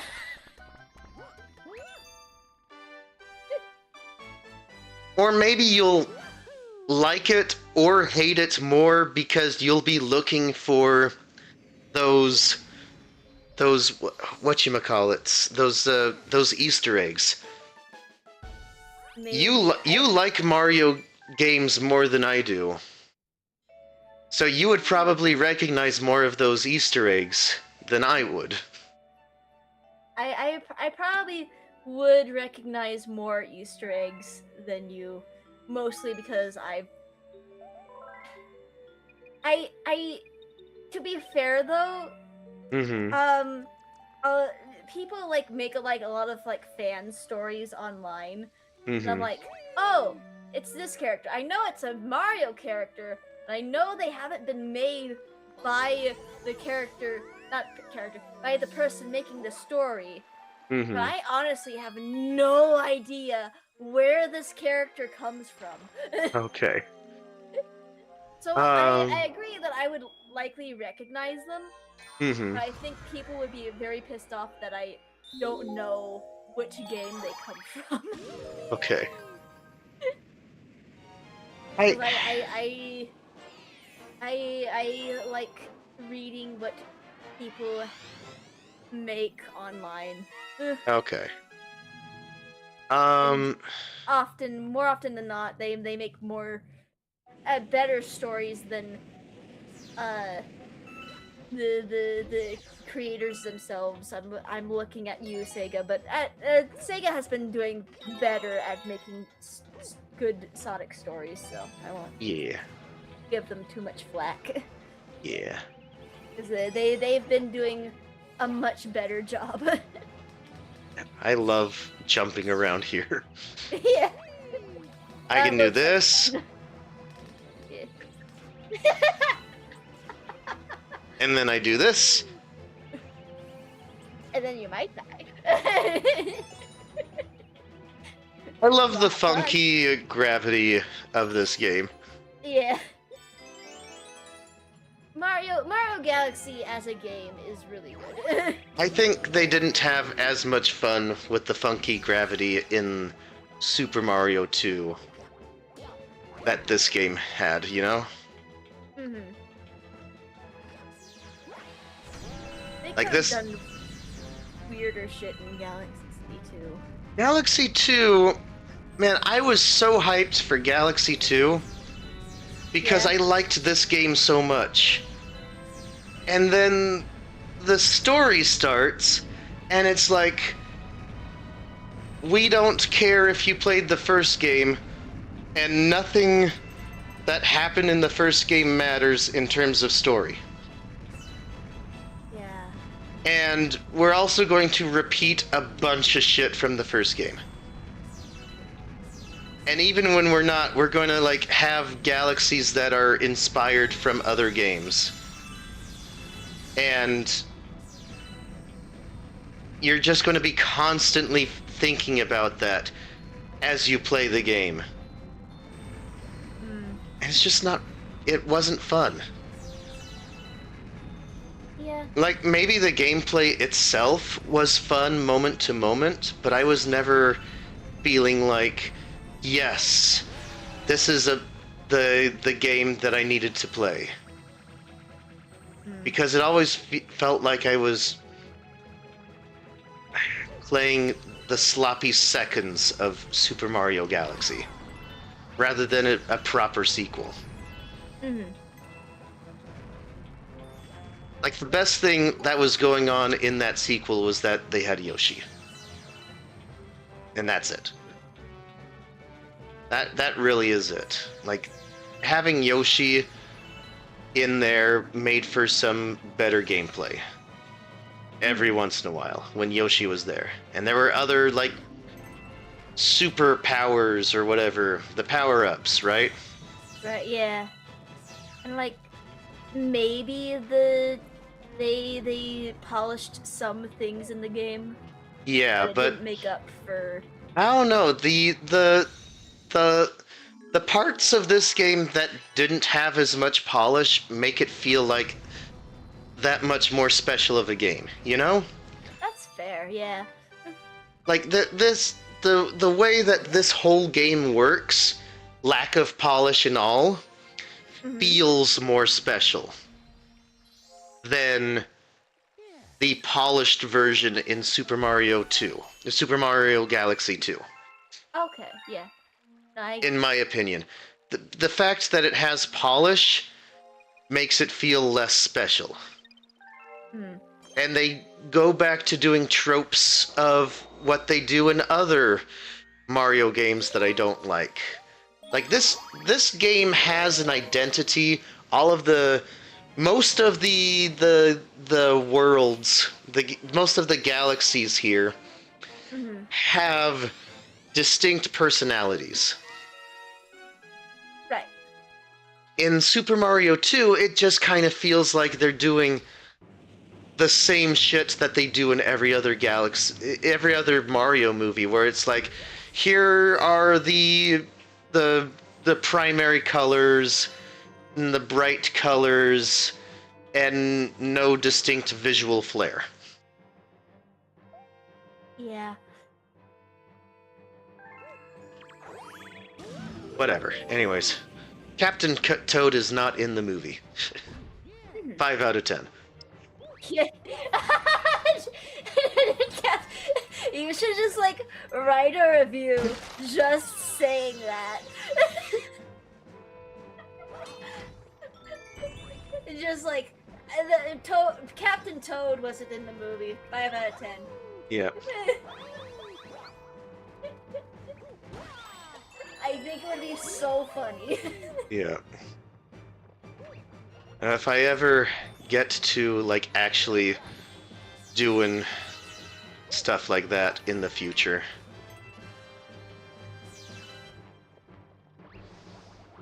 But I had enough to say to basically just keep going for the entire 2+ hours of this stream. Yeah.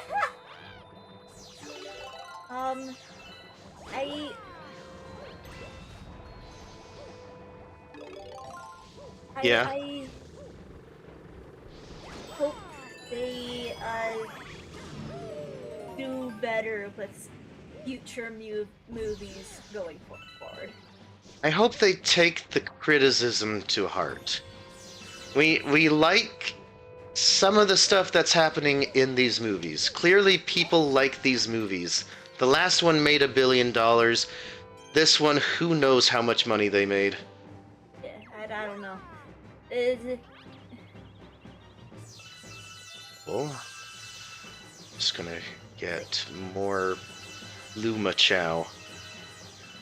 It's like you need to listen to your fans when they say, "Hey, this was rough. Yeah. Please fix this." It was rough. There are things that we like.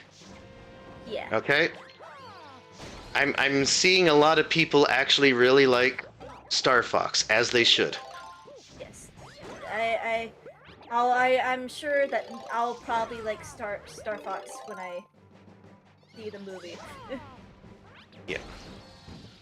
And you know, there's like a quick hint as to why he's even there that probably makes sense. It's a whole galaxy, it's a whole universe. You could have said one thing, but they said the other thing instead, and I'm okay with that. I fight you this early? I mean, sure, I guess. Yeah. I clearly don't remember everything that happens in this game. I don't remember shit. Ow. Whatever. And I mean, you can always okay with me. you can always buy this game for $40 or get No. both games for $70. No. If there's one game you're going to buy for $40, it's definitely this one.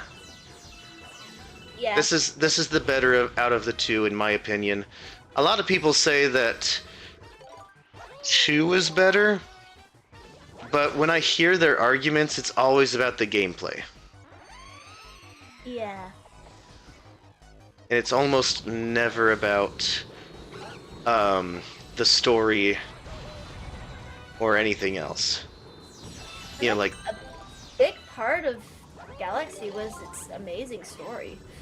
Yeah. That was part of the reason why I was so excited for Galaxy 2. Is like this made me care about Mario games again. Like, I wasn't like the biggest Mario fan even after playing my favorite Mario game, Sunshine. Mm-hmm. Mostly because that was the only Mario game I had ever played by that point. I got this game for like Christmas back in 2007. Mm-hmm.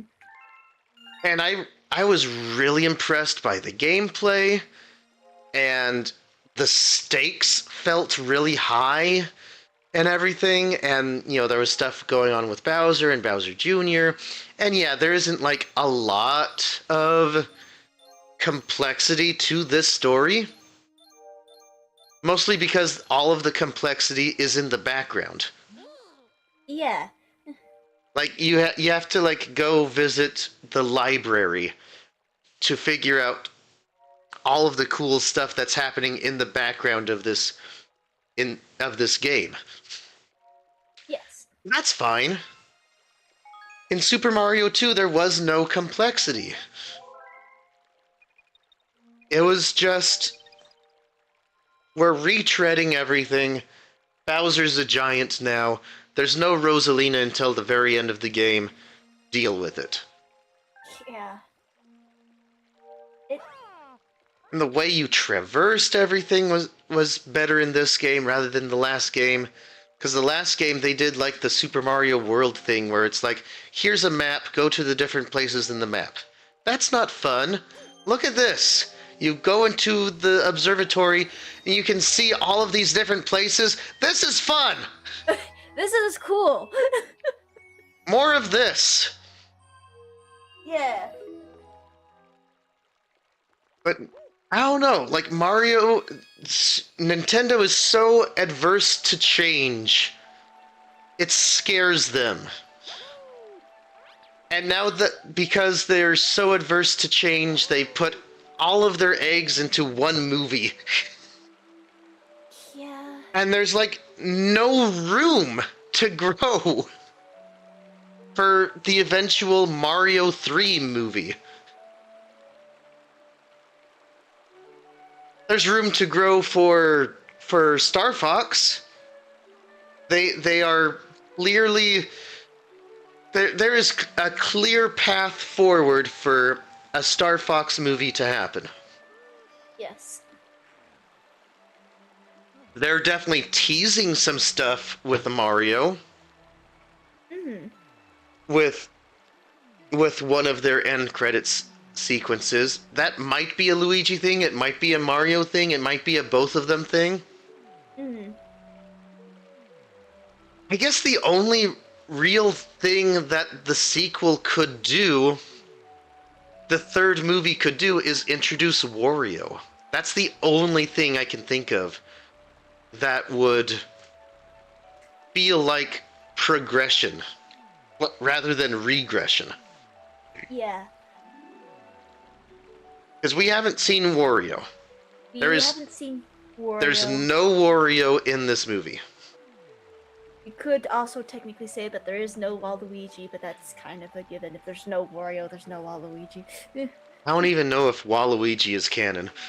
All I know about Waluigi is that he's always in a side game. Yeah. He's never in one of the main games. He's never even in a Wario-centric game. Yeah. I don't know. It's like they introduced him in like Mario Tennis, and then Mhm. never did anything big with him again.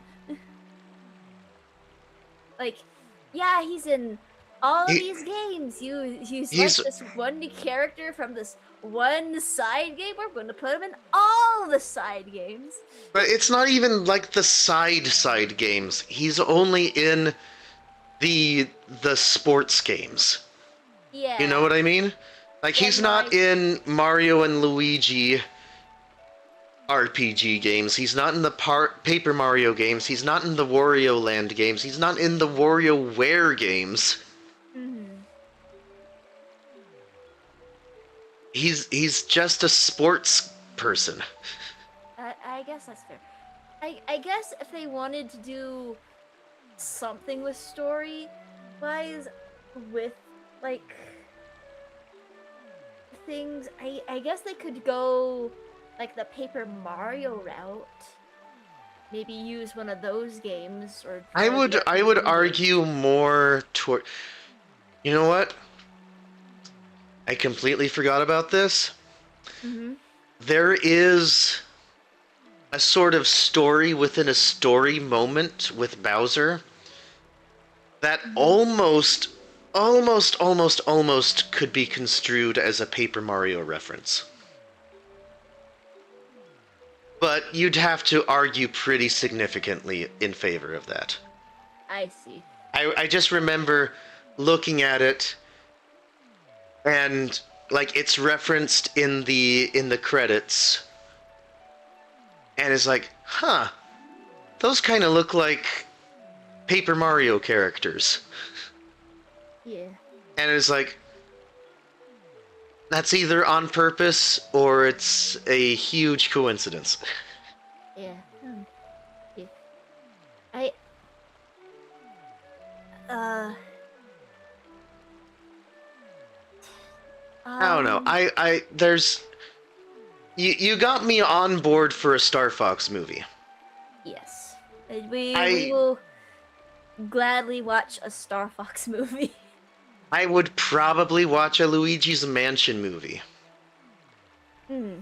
You are running out of room for a Super Mario 3 movie. Because you Yeah. have exhausted so many games in that one movie. Yeah. Like That you could, if we see some of them again, it's not going to be that surprising. It's not going to be that big of a thing anymore. Like I'm not kidding. There is a lot of Odyssey in this movie. Even when you think it's done, it's like, nope. We're going to have at least one more big reference from Odyssey. hmm. There's a Mario Maker reference, and like one of the what I'm assuming is an impossible level from Mario Maker. Mm-hmm. Because again, I wasn't like trying to pay attention, but it's like I was listening to someone else talk about it after the movie was over, and someone pointed out, "Oh yeah, isn't that a Mario Maker movie? Mario Maker reference?" And I was like, "Oh, maybe it was." Um, and actually thinking back to it, the way that the word "maker" was emphasized right before that sequence probably was. Probably was, yeah. Um, okay, so we got 15 stars in this first part of Super Mario Galaxy playthrough. Mm-hmm. We've spent about 2.5 hours talking about the Mario Galaxy movie and why I think it's okay. Yeah. It's just okay. Yeah, while watching it in the moment, I liked it. And there are going to be lots of clips of it that are rewatched over and over again on YouTube without people actually watching the whole movie again, is my guess. Yeah. Like, people will watch They're just K-pop gonna be Demon like, Hunters over and over again. People are going to watch clips from this movie over and over again, is my guess. yeah. Like just the clips that they liked. Yeah. I want to see this Star Fox movie. I'm cautiously optimistic that maybe you'll finally listen to people for another Mario movie. Yeah. I don't know 100% where you're going from here, because even with all of the references, even with all of the potential of Super Smash Brothers happening, I still don't see that happening soon. Right, yeah. It seems clear to me that a lot of these references were just references. Mm-hmm. And that some of these other characters just happen to exist in the Mario universe. With like the sole exception of Star Fox. But even then, Star Fox has a line that basically says, "I'm not supposed to be here." Mm. I think that's where we have to leave it. Yep. If you liked watching me ramble about Super Mario Galaxy, the movie or the game, be sure to come back next week and we'll continue with part 2. Yes. And Sky will be... Let's see, Sky... Maybe on Thursday, we'll have to talk. Otherwise, Yeah. it's going to have to be Saturday and Sunday from now on. Yep. Alright, like and subscribe. Click the bell for notifications. Catsuit.